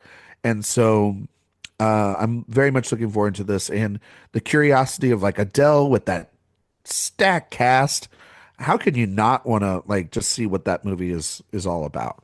So I'm in. I'm in too. Yeah. All right, Ryan, it's time for Papa Bear. It's time for the big one. It's time for Steven. Papa Spielberg. Disclosure Day. I'm a bit worried about the CGI based on the trailer. That was a little tough. They were rough. Hopefully so unfinished. I am going to just put that out there first, but it's Steven Spielberg. It's a sci-fi film. There's UFOs. There's Emily Blunt, Josh O'Connor, Colin Firth, Hugh Heaston, Coleman Domingo. Stacked cast. Steven is 80. Going back to his UFO roots. I'm in and looking forward to this. I hope they can do something about those deer. That was rough, but other than that, I can't wait. This is my number one. Yes. Oh, it is your number one. Oh, okay. I'm not into numbers anymore because you guys have taken so many of my tops. So yeah, we're just talking about 10 films. We're going to talk about 30 films on this whole thing. So yeah. Anyway, go ahead, Jay. Tell me what you're also looking forward to this. Yeah, this is my most anticipated of the year. I think Spielberg is in like a renaissance. Like I think his last three, or I guess his last couple movies, really, West Side Story and The Fabelmans, I would both deem last two masterpieces. Yeah. And I think this is him going back to a type of movie that he hasn't made in a long time, like a real adult blockbuster. We're going back into probably the mid 2000s. I'm thinking like AI Minority Report territory. Yeah. And I'm super stoked for that because this might be the last time we ever see something like that from him. It's possible. Yeah. Don't say that. He's getting up there. He's 80, but he's a good 80. He'll keep making movies, I'm sure. Clint is still fucking making movies. That's true. That is true. And wait, does Clint have a movie coming out this year, Jay? Probably. Juror number 3? Gran Torino 2. Yeah. Gran Torino 2. Get off my lawn. And I mean, the John Williams, every time he makes something, it really truly could be the last one. I mean, he's retired like 3 times now. Yeah. Well, he will unretire for his friend. He will. And just like Jay would for me. I'm glad that his last score was not Dial of Destiny. Yeah. I'm glad that we're getting another one here. I can't wait. Love the cast. It just looks like it's going to be an intense, thoughtful blockbuster. And I'm all for those because we don't get a ton of them anymore. Jay, would you unretire for me? Multiple times? Absolutely not. When I'm retired, I'm retired. No, what does retirement mean anymore? Everyone keeps saying they're retired and then they come back in a new tour. Yeah, exactly. Jay. It doesn't mean anything anymore. I could pull you out. No, I'm going to be living like Morgan Freeman in Shawshank. At the end of Shawshank. Say Watanejo. Say Watanejo. I'm just working on a boat. Ryan, are you looking forward to Steven? Absolutely. You said nothing. There's no. Well, I was letting Jay talk. I mean, this movie looks. I mean, yes, the CGI did look a little rough, but I'm really curious about it from multiple angles. Like, Spielberg working in sci-fi again, original sci-fi. Josh O'Connor being the lead, kind of the presumed lead of this film. Because we've seen nothing of him before. He's a completely. No, he was in the trailer a bit, but no, he's that he's been in like 5 films in the last 18 months. Mm-hmm. No, but I feel like he hasn't been in a movie of this size. So I think for the majority of folks, if you haven't watched the new Knives Out film on Netflix in a theater, this is going to be maybe his biggest project to date. That supporting cast is great. It gave me a little bit of like AI and Signs and Minority Report, all those films that came out in the early 2000s. I'm curious to see what it truly is about, what it all means. Spielberg he's getting very contemplative in towards the end of his career. Because I mean, like he's not. And Jay's right, and I know this is a sad thing, but like he's not going to work forever. We're not going to have our heroes forever. But this might be the last chance to take like one big giant check and make a movie like this, and it's right in the middle of summer. I kind of have a feeling like it might be the blockbuster that goes to Cannes and then premieres, in theaters, so that they could honor him. I feel I'm like we're sorry, gonna, but I have to stop you guys here. Scorsese's over 80. Clint is. I'm not why are saying you this is going to be sending his last Spielberg movie. off? I'm saying this might be he his looks last great. like really big budget. Yeah, he might not be able. Here's the dirty little secret about Steven Spielberg. His movies have not made money in like 15 years. Yeah. He's building them all off of reputation and financing them himself, like with Amblin, and he's got like a lifelong I forgot deal. that Ready Player One made a lot of money. It did make a lot of money. But Fablemans didn't make that much money. Obviously, West Side Story. You know didn't what? make I'm that just much wrong. money. The Post made $200 million. Did it make it $200 million? Really? 180. But he's been making a lot more movies like that, and Bridge of Spies, good movie. And he's been making a lot more films like that, Christina, and hasn't been in the sci-fi territory, which is what a lot of people know him for. So for him to tap back into this, it does feel like this is very special. And the Fablemans kind of weirdly felt like he closed the chapter on those personal drama movies, and this feels like he might be closing a chapter on that. Like, not everybody can work until they're 90 or 100 like Clint Eastwood and be a deranged madman, and clearly, like, you never know when the last film from your great people, the great auteurs you love, are going to happen. So let's be excited when they have this movie come out. He's on my list. It feels like you guys are just like killing him, and no, I'm not killing. Make all that. We're not killing him. We're just saying, like, I think that people don't appreciate these guys. Did you see him take Hamnet, the speech he made? He's looking great. No, he's looking great. He is looking good. But also sometimes, like Jay says, you want to retire and you want to be with the kids. That was not the implication of what I was saying. I was just saying. Jay was saying it. Now he's retiring and this movie releases, and we're gonna kill Steven Spielberg. That's what we're gonna do. Please. Public execution.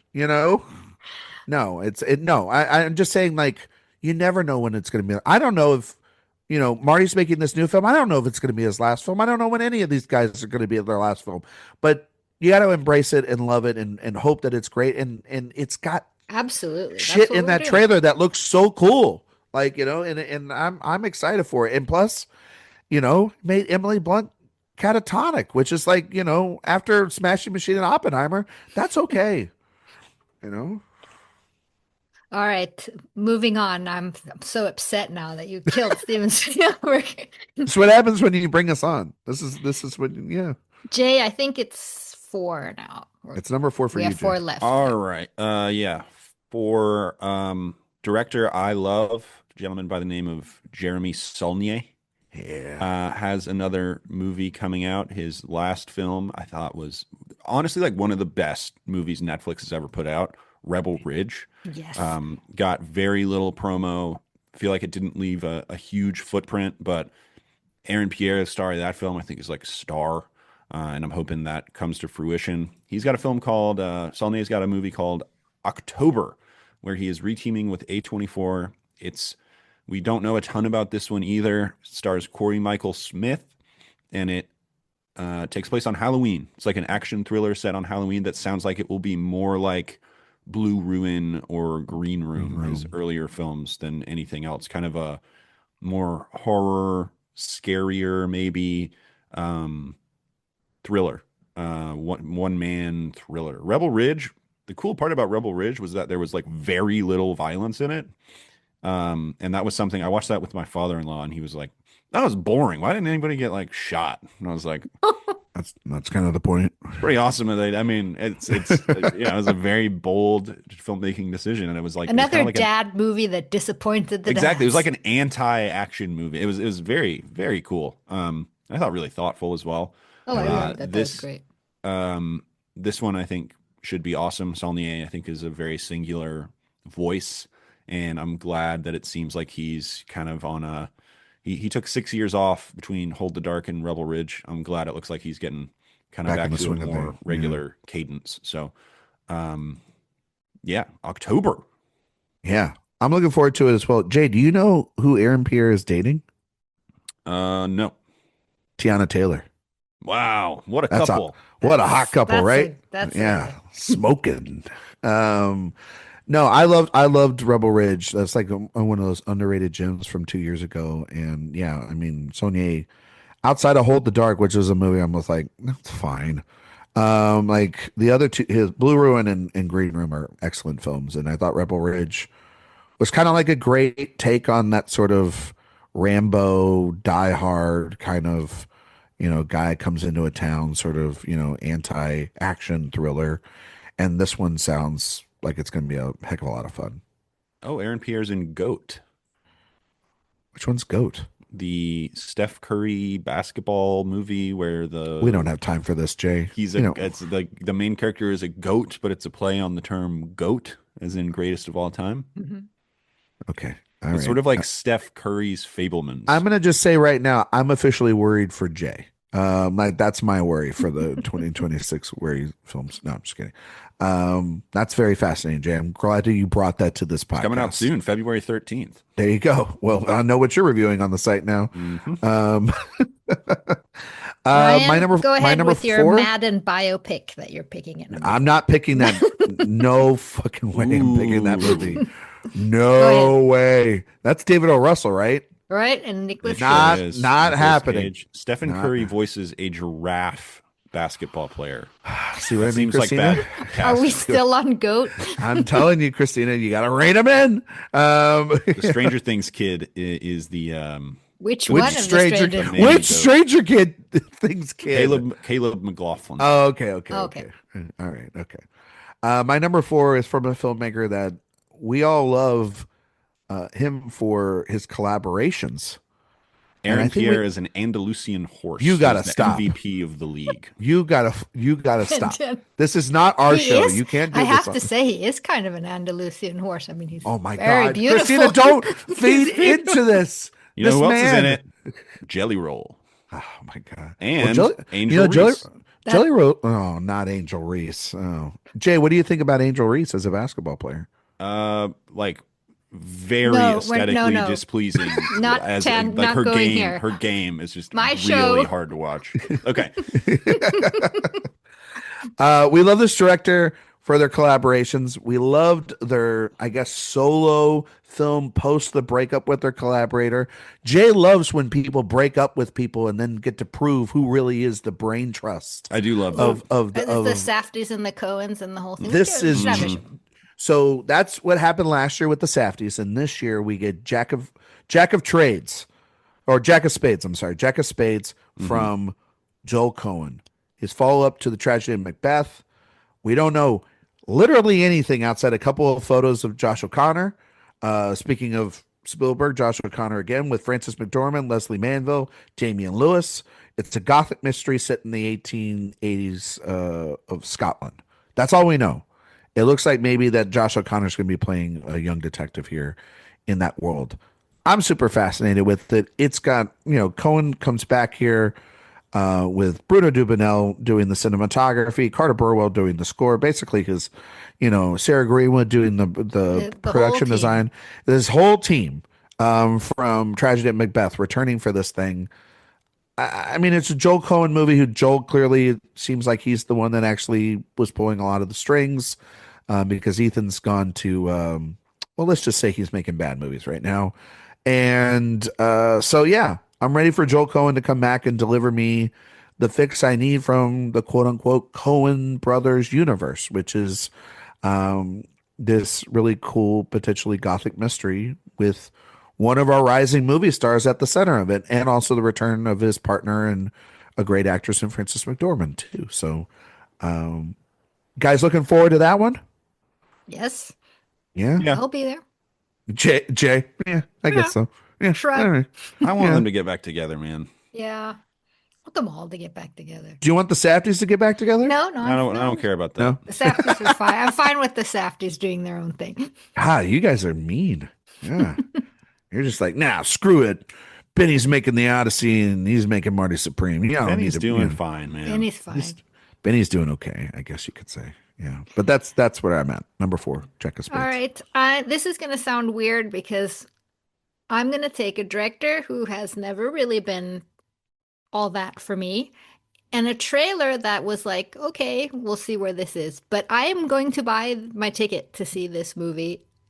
I cannot wait, and that's Digger, Alejandro Iñárritu's movie with Tom Cruise. I want to see this. Actually, fascinating. What a fascinating film. So fascinating. I think that if this is a comedy, I love Tom Cruise when he tries his hand on comedy, and I know nothing else about this other than what we saw in that trailer, but I'll be there. Yeah.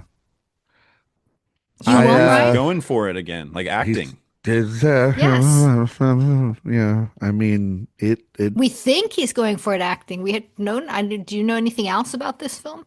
Not really that much. Just know that it's Cruise and Iñárritu. I liked Bardo. I loved Bardo. I'm worried, and I think Cruise returning to taking a break from missions and all the action films to do this is very interesting. His pairing with Alejandro Gonzalez Iñárritu is a very fascinating pairing as well. Again, anticipated is what we're calling this list. I'm fascinated by it. I would say I'm a little bit more in the worried column because of the fact that, like, if it is a satire, I don't particularly think Iñárritu is great at satire. Like, I think, he can, it's just, but Cruise doing something that isn't an action movie for the first time in what feels like 2 decades, is big. And it kind of opens the door. Like, if this is good, it opens the door for him potentially working with some other directors, like how he hasn't had meetings with Christopher Nolan, how he hasn't had meetings with, like, I don't know, like Damien Chazelle feels like a person he could work with, like how he hasn't had meetings with some of these other directors is fascinating. So do a supporting role in a PTA movie again. Yes. I mean, I would love it if he got back together. I don't know if he's giving a lot of votes to one battle after another this year. But because he didn't do that whole, like, ticket stub thing that he does with all the other damn blockbusters. They had that falling out. Yeah. I don't know. I mean, like, but then he put the Tom Cruise line in the film, so you never know. And no one's asked Cruise about that. I'm looking forward to Cruise in the film. I don't necessarily know if I'm looking forward to the writing of Alejandro Gonzalez Iñárritu.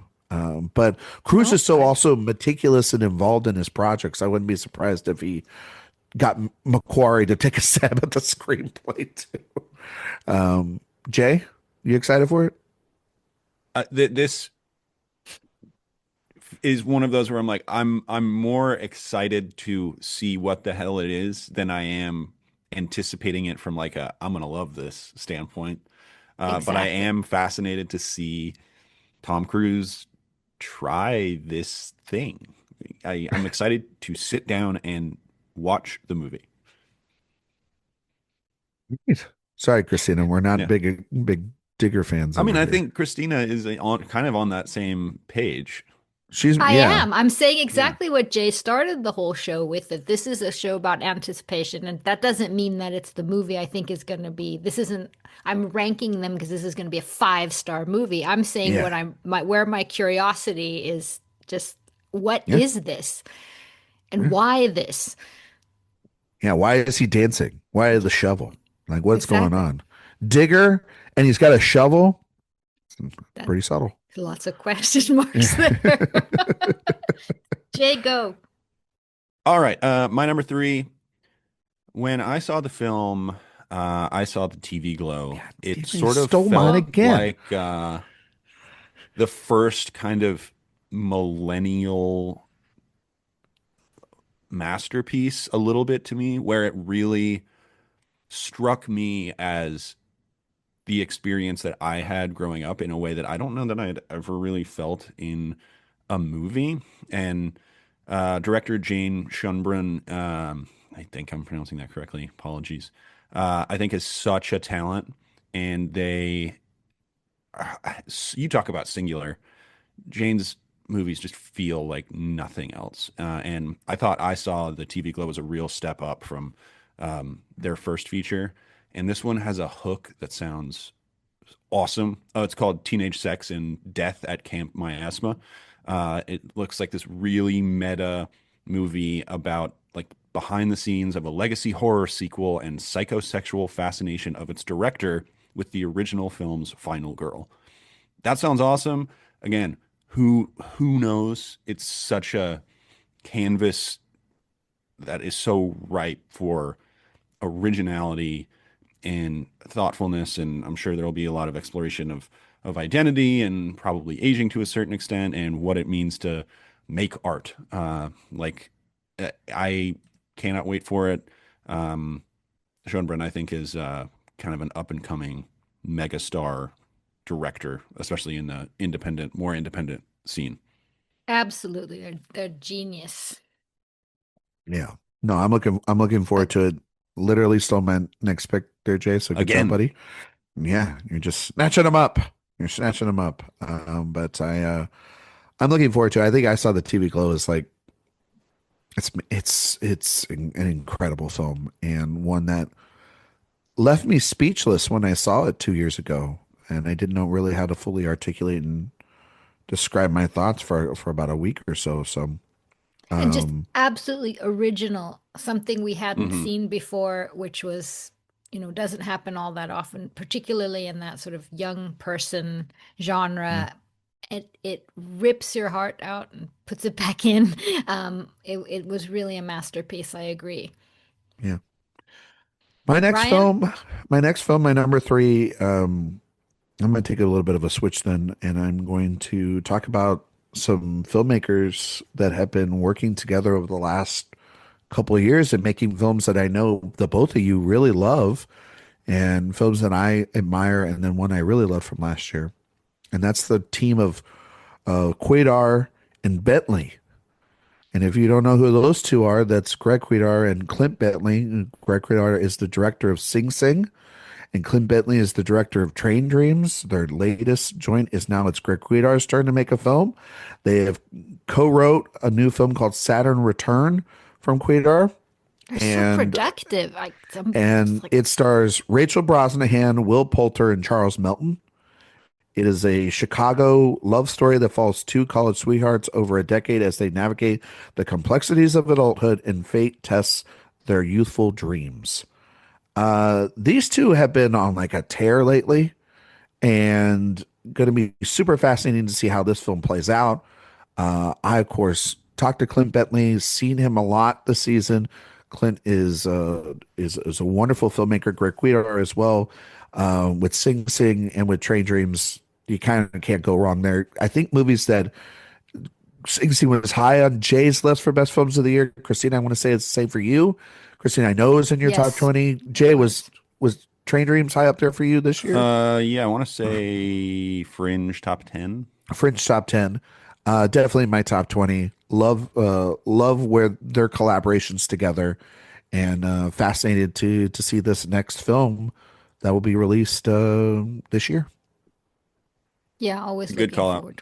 Heck of a trio there too. Will Poulter, Brosnahan, and Melton. Nice to see Melton back. Yeah, it's nice to see him around, and Poulter and him work together on Warfare.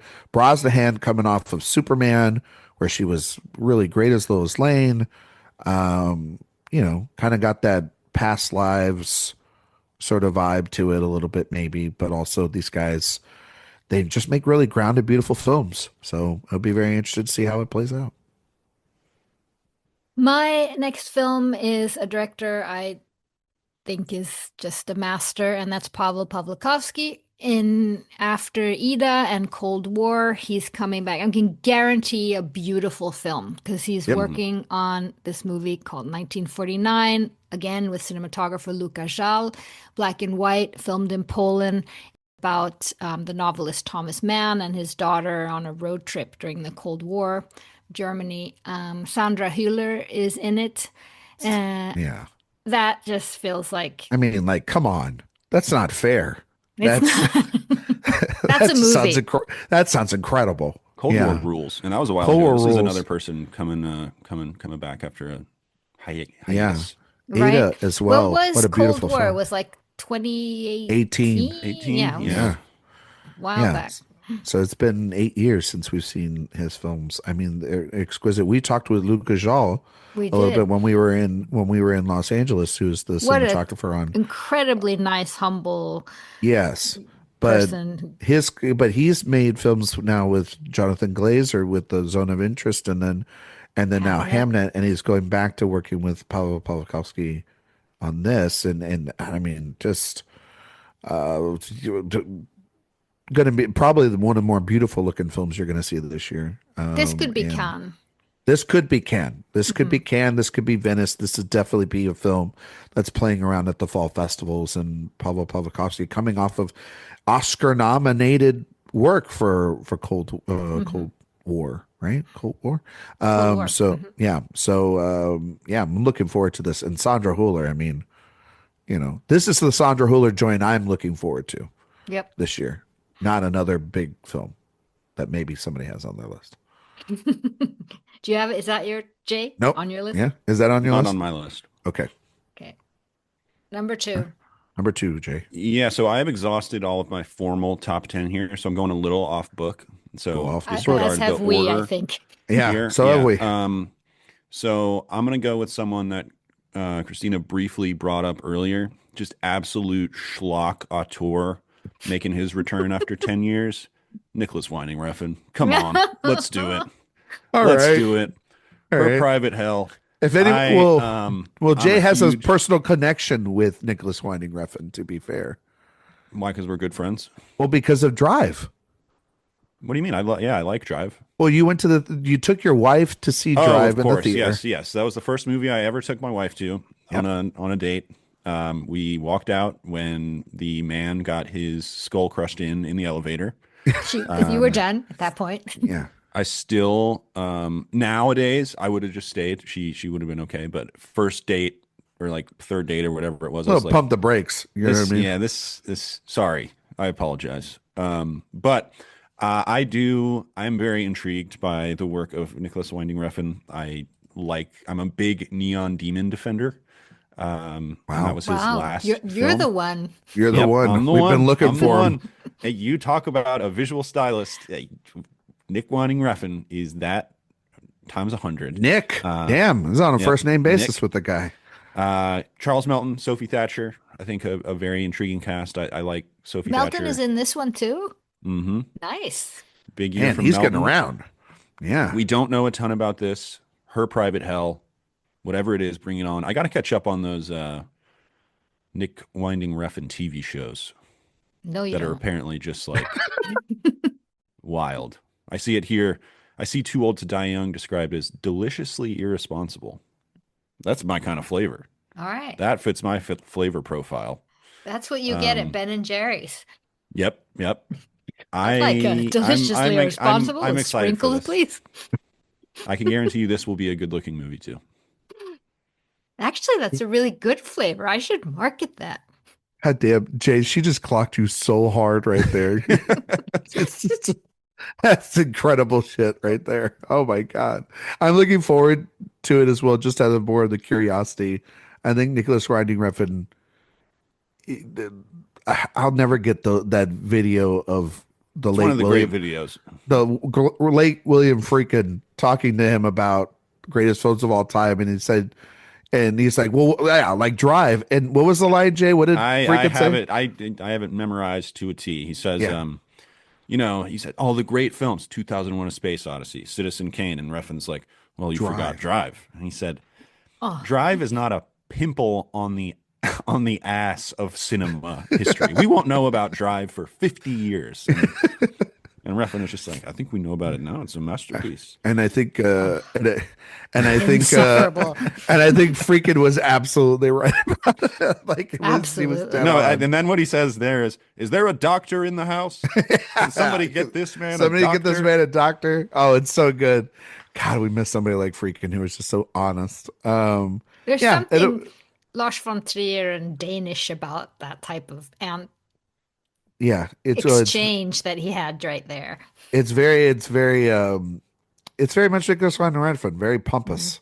Mm-hmm. You know what I mean? But nonetheless, he does make very interesting films. So I'm glad. I knew if anyone was going to bring him up, though, it was going to be Jay. Yeah, right. like, hell I'll yeah. see it, but you can have that one.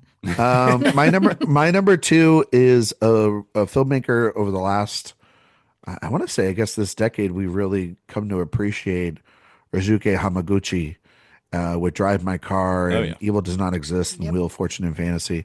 Yeah, he has a new film called All of a Sudden, which this feels like a Cannes film or a Venice film, so Christina. It's a movie revolves around the bond between two women, a Japanese theater director and a French nurse. Virginia Efira is going to be the French nurse in this film. It'll be very fascinating to see him take a step outside of his country, it seems like, and tackle more of the world. Hamaguchi has made one of the best films of the decade and Drive My Car. Just a truly just fascinating, beautiful film. I'm very curious to see when this movie comes out. Excited whenever he makes a new film. And this one sounds very intimate, but we all know with him, there's more things on the mind than just a bond between these two women. Good one.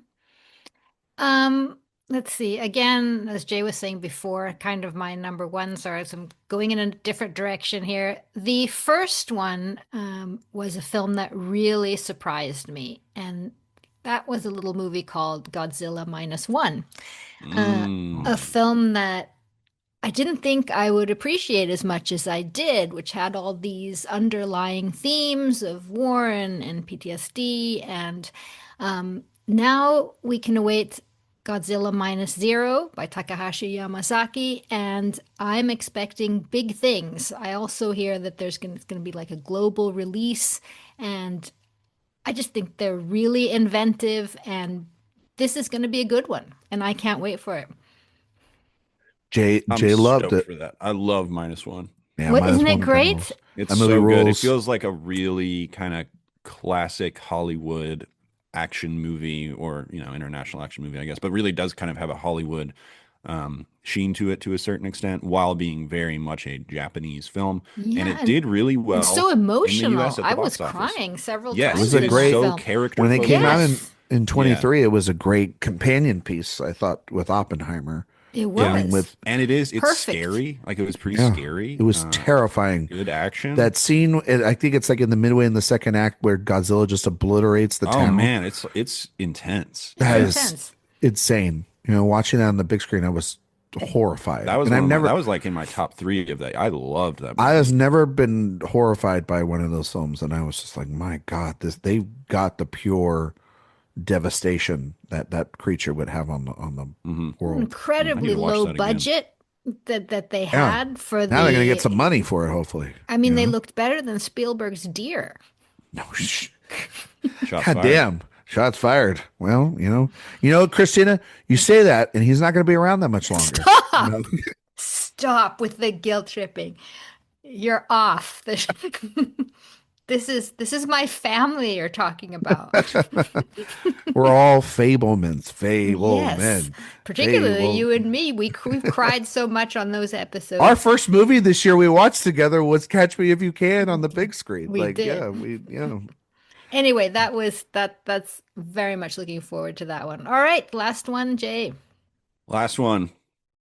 I think we got to talk about it. We got to hash it out. This is another one that I'm not sure that I'm sitting here like this could be a 5-star masterpiece, but I'm super intrigued by it. It's genuinely one of our best filmmakers working, and she's going full IP. All right. Oh, here we go. Narnia the Magician's Nephew. Oh, that's on my worry list. I think so too, but we're all here. We're all in the same room. We're all going to be there. Yeah, I know. Super intrigued to see what it is. It's Me too, the prequel. It's not. We're not doing Lion, Witch, and the Wardrobe. We're doing Narnia prequel. We're doing the Magician's Nephew. Yeah, we're doing the nephew. We're meeting the nephew. Here's the thing. And why I'm more optimistic about this, and why we should probably be a little bit. Gerwig is a good director and really good at adaptation. That's really it. We all kind of felt a little bit like that with Little Women. I feel like we're being a little too dismissive of this We're movie. being a little too dismissive of her. Even though I mean, Barbie was her worst movie, but it was still good. Barbie's a good movie. It's not a great movie. Yeah. It's a good movie for me. But she's coming off of this global phenomenon with it. I'm more worried about the cast than I am about what Gerwig's doing. Like Ellen McKay herself playing the White Witch is Emma Mackey playing the White Witch. Emma Mackey's okay. I'm fine with Emma Mackey. I did not like Ellen McKay. I thought that movie was. Well, I haven't seen Ellen McKay, but it's not I think if you watch that movie, then you'll have like a little bit of like, oh boy. But prequels also do scare me a bit as well. But it's her starting this from scratch. It feels like she's going to be making this from scratch. She's going to have the IMAX release too, which will be wonderful. I don't know. I'm kind of coming around on like, we should stop being so damn dismissive of her because we have no reason to suggest otherwise yet why she would make a stinker. So no, I'd follow Gerwig anywhere. But let's talk about Narnia. Yeah. Does it feel now? Do we? She could make it feel now. Did Barbie feel now? Yeah, did Barbie? Yeah. Well, in terms of kids aren't playing with Barbies anymore, and they kind of want to now. Yeah, that's the thing. We haven't done this story. Yeah, we haven't done the prequel. We haven't done this story. What does the magician's nephew actually do? Well, what is her take on it? What's her spin on it? Because it does feel like, it's going to be set in the past and everything, but it does feel like she always puts themes that we aren't expecting inside of stuff. The Barbie stuff being, this massive conversation about feminism and Little Women about not wanting to be alone in this world. And I think Lady Bird also is just a perfect example of like this coming of age story that is so perfect and singular. Like Gerwig, she, if anyone can make this schlop of a franchise, that's what it kind of turned into, just slop. If she can make it into something, then she would be the great filmmaker of our time. And I think that they have already kind of stated that they're putting this in the IMAX theaters.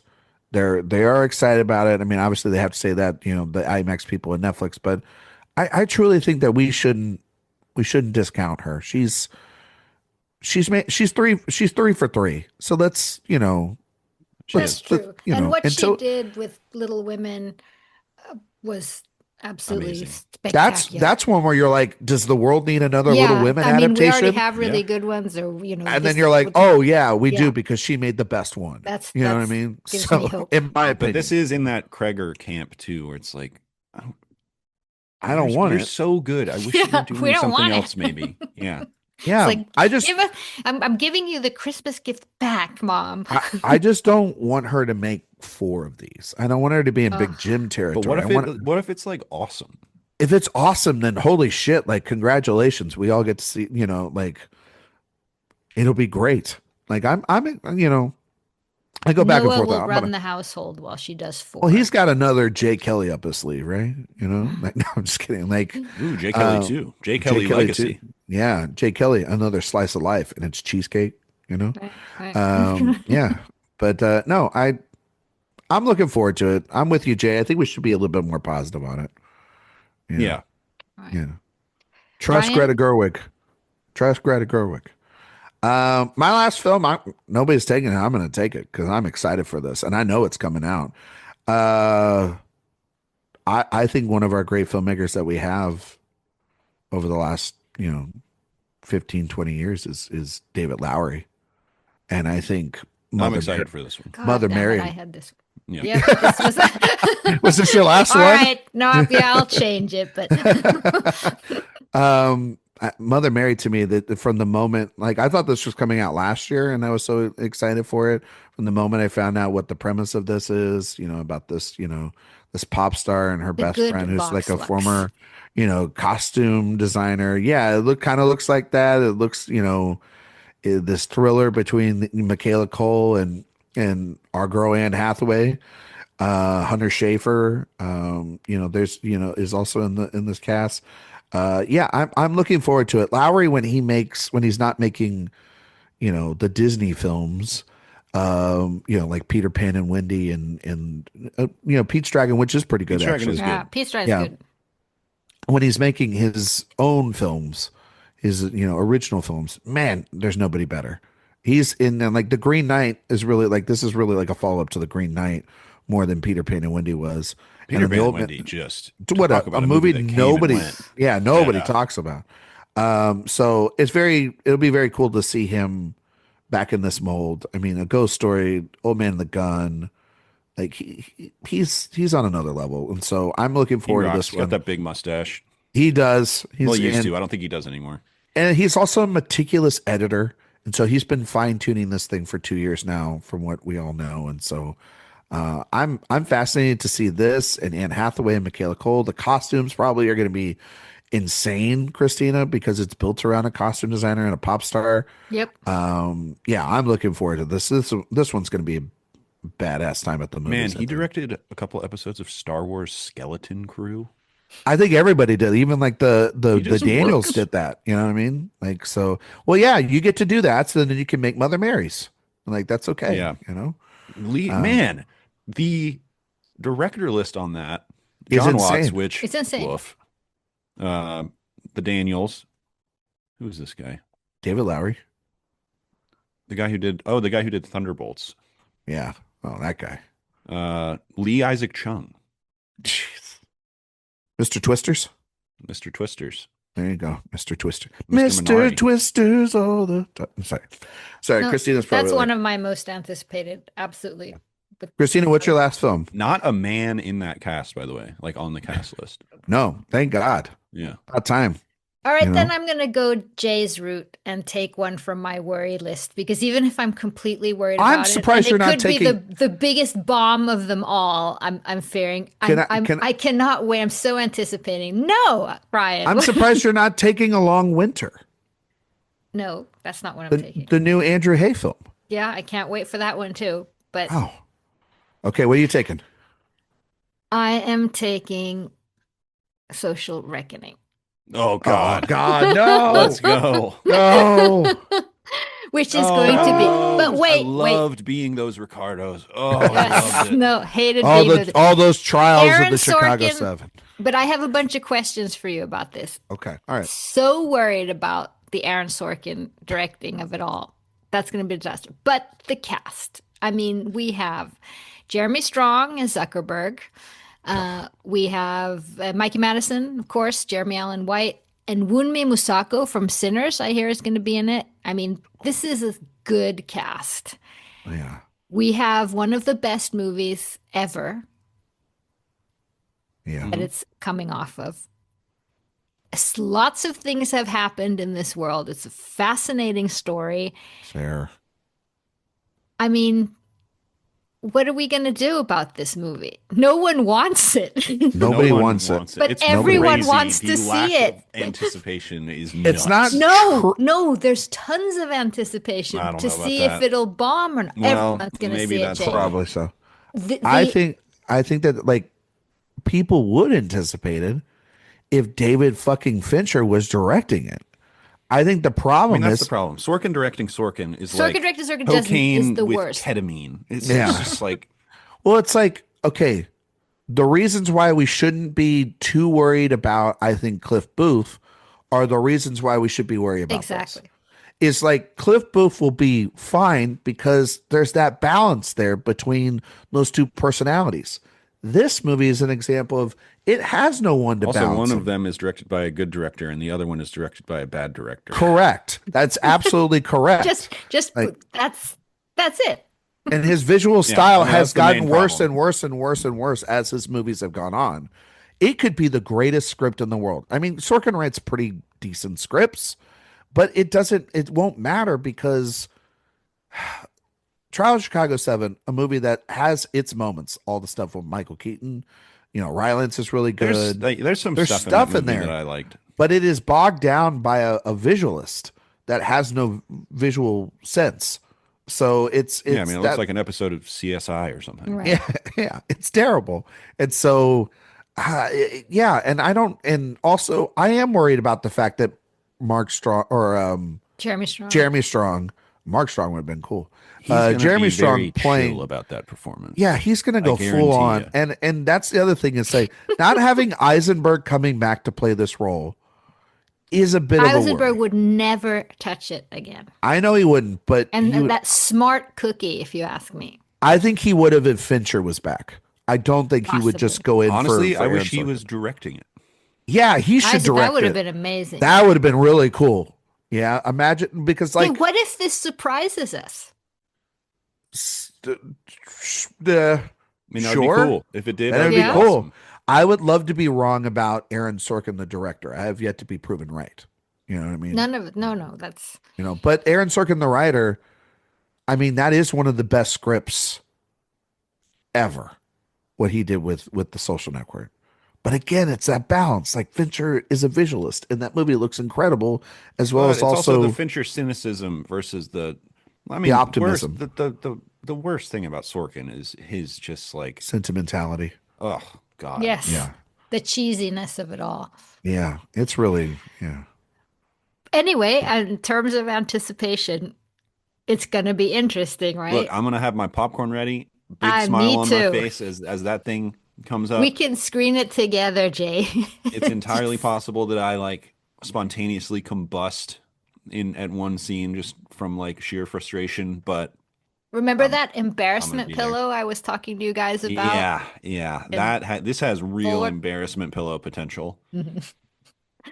And sorry, Ryan, the reason I didn't take A Long Winter with Eben Moss-Bachrach, Andrew Hay, one of my absolute favorites, because I thought it was 2027. No, I think it's coming out this year. It's moved up. Has it moved up? I think it's supposed to come out this year.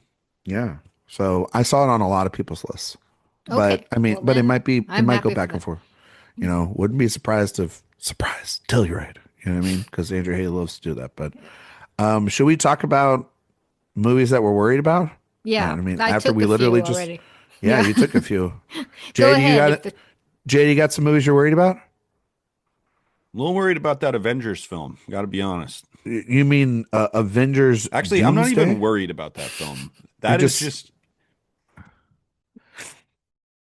Are you more worried about the MCU? I mean, the MCU's cooked. It's dead, right? It's dying. It is on its deathbed. It seems so desperate, doesn't it? Yeah.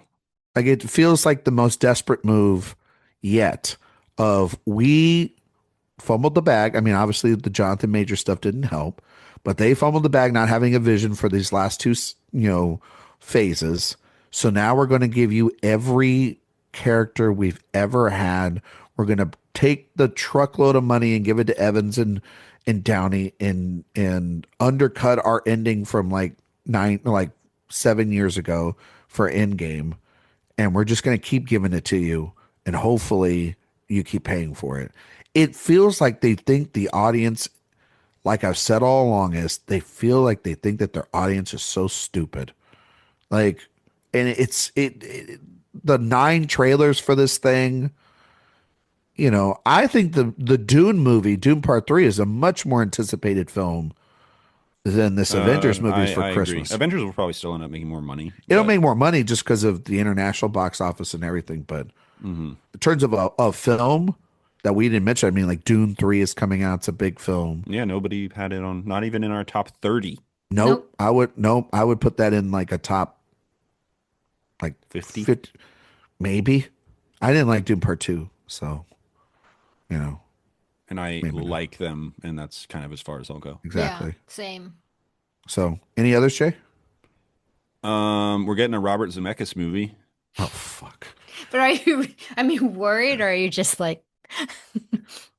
I'm always morbidly curious in a Robert Zemeckis, Robert Zemeckis. I don't think he's made a good movie in 25 years. Can I tell you one that I'm so nervous about? I think this is going to be the most annoying film of 2026. The entertainment system is down. That's one of my lists. Do you know what I'm talking about, Jay? The entertainment system is down. That one. The new Ruben Östlund film. Oh, yes. Where another gimmick movie where like the Wi-Fi is down on a plane and everybody has to Stacked actually cast, like everything's falling apart because the Wi-Fi's down or whatever. It's got Keanu Reeves and Kirsten Dunst along with a giant cast. Ruben Östlund is a terrible satirist, and I think he is going to do yet another exhausting exercise that people are going to think is smart when it's actually quite annoying. And that actually pairs with the other get his third Palm.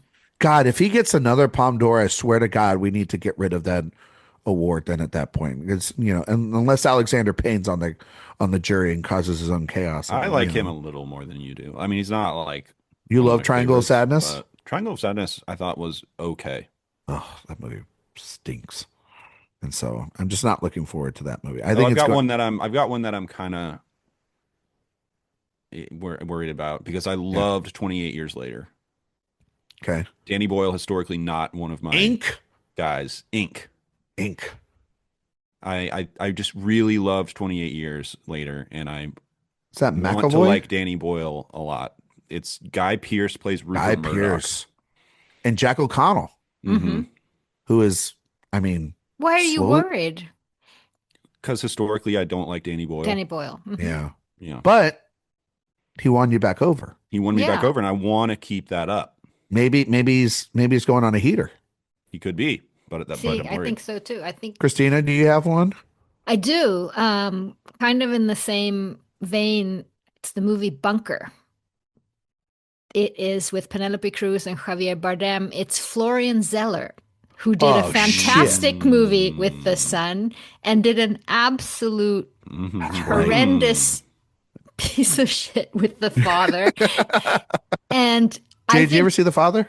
I mean, not The Father, The Son. The Son. The Son, I mean, yeah. The Father was the good one. The Father was the incredible one, and The Son. The Son was another one where I was just like, not a soul likes this movie. Oh my God. I mean, it was unfortunate because the Father was incredible. That's an incredible movie. Yeah. And then The Son was like, what happened? And this is the Holy Spirit. Yeah, The Bunker is about an architect who accepts a commission to design a survivalist bunker for a tech billionaire. I think this could show us whether Florian Zeller is good or bad. Is it good or bad? Yes. It's a good litmus test. It is. And I'm kind of worried because, again, the Father showed us that, it's the movie I still think about, especially with aging parents and all that. But this could really show us what direction Zeller will forever fall. Yeah. I got another one I'm worried about. Everybody's hyped for this thing. And I'm like, really? Project Hail Mary. You really? I'm a little with you on that one. I feel like they showed everything in those trailers. I feel like we're recycling a little bit of that material from the Martian. It's the same author. It's the same book. Lord and Miller's directing it, but they're not writing it. Drew Goddard's writing it. I don't know. I think everybody wants this thing to be a hit. Disappointment. Yeah. That and The Bride. I think The Bride looks... I'm worried about The Bride. Everything I continue to see with The Bride. There's another Paw Patrol movie this year. I'm going to see that. I know I'll be in the theater for that one. What about The Devil Wears Prada 2? No, I was just about to say that one. Worried. He's worried. Big. It's a big worry in his household. This is going to be big. My wife has already said, book a hotel, get a sitter. We're doing Devil Wears Prada 2 for the disappointment or the. I mean, she's amped. I'm, that's a huge movie in our house. I need to see actual footage because all I've seen is people taking photos Paparazzi. And stuff. Yeah, but then there was the short trailer. Yeah, which that didn't look too visually pleasing, it definitely. It was very much one of those where. You're like, man, we used to just shoot things on film, and it just looked better automatically. Sheen, the floor of a digitally shot film is so much lower than. Is Franco back for this one? Is he directing this? Mm-hmm. Okay, well, that's at least something. I mean, it feels like the whole team. It's the same gang, yeah. I mean, that's a good thing. I'm a little worried about it. That feels like a movie that was lightning in a bottle. One of the most rewatchable films I know in Jay's household, in my household, pretty much anyone's household. So, I'm a little worried about it, but I'm also I kind of want that thing to succeed because, man, we need some fun. We need some fun, and maybe it'll light the flames to be like, we need more, because it'll be like a chick flick, romantic comedy kind of thing. And then maybe that gets somebody to be like, that Nancy Myers, she makes a lot of money. And, so it's kind of like a backdoor to Nancy in a way. I hope that, a movie like that can succeed, even though it's IP. I got two movies that I think are going to be absolutely stinkers. And that's The Young People. What's because this? talk about a cursed person that keeps making movies. Is the Nicole Kidman Osgood Perkins movie. Okay. You're not much of an Oz. I'm not going him much of a wizard. I don't think he's a wizard, that Oz. And then Clara and the Sun, which is the new Taika Waititi film with Amy Adams, which could be an absolute disaster. Amy Adams' choices. She's got to stop. I mean, Jay, she's your girl. My favorite. Call us. I love her. We all love her. But she's one that hasn't made a good movie in like 10 years. No, she hasn't, and she's just crazy. A genius. Christina, you have a big one though. You want to talk about it? Well, I had another one, but I don't know what you're referring to. What do you? It's a singer. Oh, you mean The Moment? Starring Miles Teller? No, yeah, starring Miles Teller. Mm-hmm. It's a biopic, musical biopic. Christina? Oh no! I mean, yes. Are we going into Michael now? Oh, we're talking. I'm not even talking about that as a disappointment. I mean, that's like a guaranteed fall. It's like face embarrassment that will make $1 billion. Christina, is that the day? It's going to make so much money, and it's going to be the most toxic conversations you've ever seen. It is. The conversations around that. Wow. Prepare yourselves for what the film omits and what people are going to talk about, the people who talk about what it omits, and oh my God. But it's going to make so much money. It is. The kid's going to be great. It's the first of two parts, right? I don't know. So that's the thing about unclear. It. Is that's unclear because they have stated that they will make more if it makes money. So it has to make money in order to make the next one.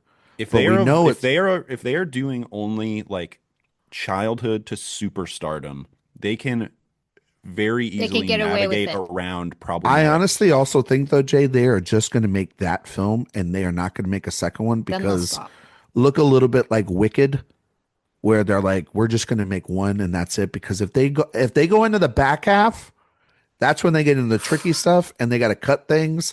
They were going to put all that in this film. But they've already filmed that. And they've cut it. That's the weird thing. And they cut it. So that's why I don't think they're going to make that, because they got to get into the trial and the kid stuff and the baby on the balcony and all the weird shit, Neverland Ranch and all that stuff. There's no way in the world that family's going to prove any of that. So, yeah. I think what you do is you make the first one, and that's like the fun thriller, all that fun stuff, bad. And then you make the second one sort of like a She Said style investigative journalism movie about the accusations. Cool, but they're not. But that family's not going to approve of it. This is the family. I'm kidding. But it was a good idea. But, I wonder what we'll even see of his father with the family behind. One I'm worried about, and this is one for the bros, and I think they're going one too many movies here.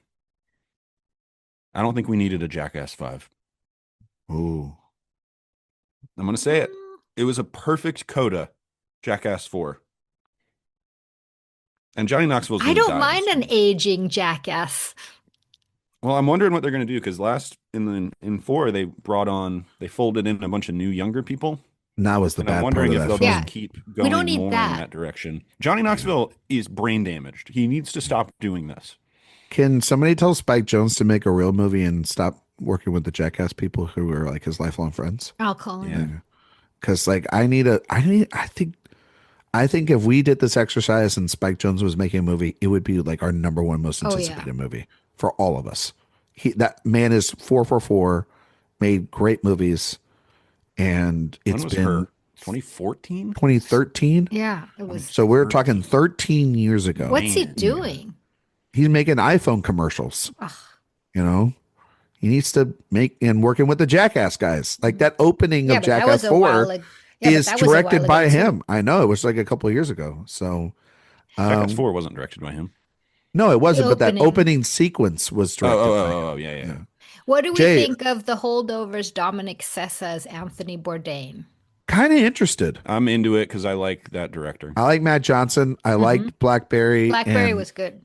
Nirvana, the band, the show, I haven't the movie. Seen that, but I'm very excited. Fantastic. For it. So, Christina, when you see that movie's hilarious, and it'll get you a little bit pumped for that. I mean, yeah, it's like a standard biopic about Anthony Bourdain. I have like no I'm allergic to that. To Anthony Bourdain. I love Bourdain, but I read the book. Yeah, the book's great. But like, Sessa is a good actor, so maybe Johnson does something a little bit different, with it. Who knows? Jay, are you excited for Jimmy? I'm stoked for Jimmy. Jimmy's gonna be good. Don't I have my right to defend my country? That looks faith-based, secret backdoor faith-based Jimmy Stewart biopic. I'm just gonna tell you this. Why was that not on your list? It's I'm not even worried about that. It transcends the list. We need another category. Worry, but also transcending. Just least anticipated movies. That we know. Movie that I would need to be at gunpoint to watch. Well, there's like 2 Pixar movies I think coming out this year, and we've talked about none of them because none of the animal one. Yeah, the animal one, Avatar. The sheep one? No. Yes, yeah. It's like they're like gophers or something. I think so. Yeah, it's like animal Avatar. God, they just don't make anything interesting anymore. They get their brains get blipped. They are just animals. They are washed. Yeah, It's really sad. Yeah. But yeah, and there's a Spider-Man movie coming out. Dune Part 3. There's coming out. What do you think about that Ridley Scott movie? I'm so nervous. Ridley's. And you guys kill. I mean, you didn't kill him off. What is he? 86. Yeah, he's 88. Older. He's 88. Yeah. But he's making movies that don't even make a cultural impact at all. No. Like Ridley is like even Gladiator 2, nada. Napoleon, nada. Honestly, I forgot about Gladiator 2 until you said it. What is it? What was that one movie? How much budget did he have when he was over 80? The Last Duel is awesome. Yeah, that movie was awesome. But it made no money. Mm-hmm. Like Ridley's he's making movies now only off of his name, but like at a certain point, when does that name dry up?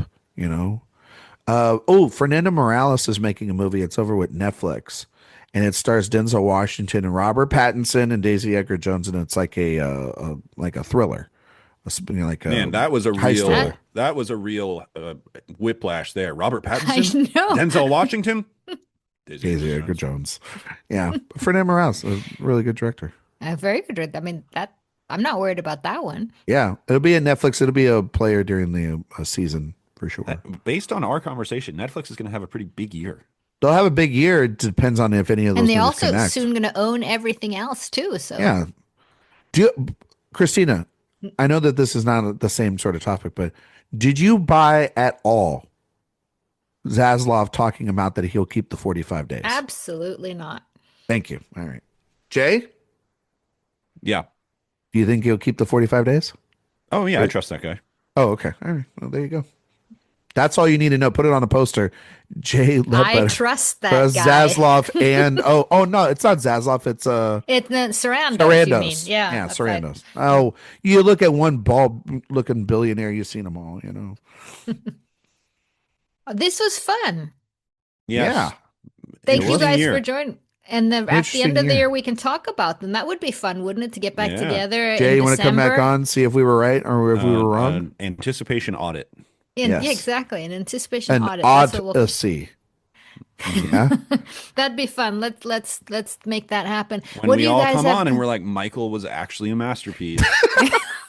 I don't want to hear it. Like Ruben Östlund, best director. Give him 4 palms. Osgood Perkins made a good one. Narnia, we're all there.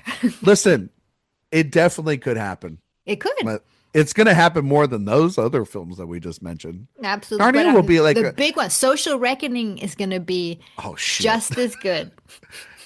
as the Social Network. From the people that like almost gave Amelia Perez Best Picture, if Social Reckoning is like halfway decent, the Academy will go for it. Paw Patrol, the Dino movie. Oh.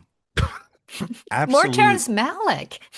Yeah, I hope it's more Malick. Yeah. The pitch for put dinosaurs in a Paw Patrol movie was a 35-second meeting. Mm-hmm. Yeah.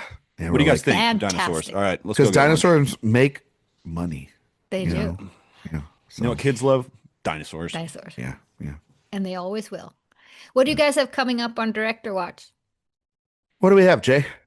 Time of recording, we're releasing the final episode of our Warren Beatty.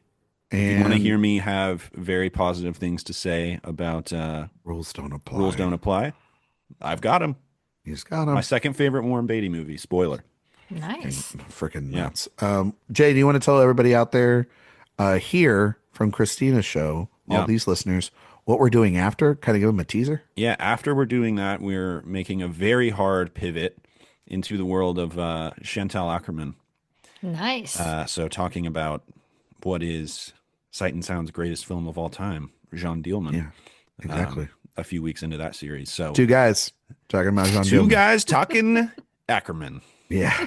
I'm an Ackerman. We're an Ackerman. We're Ackerman. Yeah, Ackerman. That's the new t-shirt. The Ackerman. Ackerman. It's just me and Jay. Yeah, sitting and doing the John Dielman post on the. No, I think what it is it's like an Anchorman type. We composite my face on Will Ferrell, your face on Paul Rudd, and then it says Ackerman in the Anchorman font. From John. Oh, yeah. Okay. Oh, all right. So you're just making bad T-shirt ideas. It's Paris Etsy's Hilton biggest is seller. in Paw Patrol, the Dino movie. Oh my God! All right, well, Jay, stop. This is not. You've done this twice now. Don't do this. Bill Nye, Snoop Dogg, Terry Crews, McKenna Grace is one of the main characters. Oh, that's the stacked cast on the Christina, wrap us up so we can get out of here. Because otherwise, tell everyone where they hours. can find Director Watch and Awards Watch and everything else that you guys do. Jay, go first. Sorry, I'm trying to see who else is in it. No. You can go find anything we're writing about or any interviews Ryan is doing over at awardswatch.com. Our podcast is over on the Awards Watch podcast feed. Ryan and I do the Director Watch where we run through directors, and Ryan also hosts the main show on that feed every week. So Ryan, the man with 1,000 podcasts, Ryan Mcquade, if you have a podcast, email Ryan. He will come on. I don't say no to people. It's a terrible you do not. thing. Yeah. I really should say no more. That's it. Not Letterboxd to me, Jay though, Ledbetter. Ryan. I won't say no to you, Christina. No. That's a definite yes every time. You'll be on soon. We have some Oscar nominations to talk about. Go ahead. Yeah, you can find me on Twitter, Instagram, Letterboxd, Blue Sky, at Ryan Mcquade 77. You can find Jay on Twitter reluctantly at Mr. J Ledbetter. Same also on Letterboxd, correct, Jay? Just Jay Ledbetter. Just Jay Ledbetter on Letterboxd. Yeah. And you can listen to my interviews and work on Pop Culture Confidential on Spotify or Apple Podcasts or wherever you get your podcasts. And you can find me on Instagram and X at Christina Biro. Thank you guys so much for joining me. See you soon. Thank you. Thank you.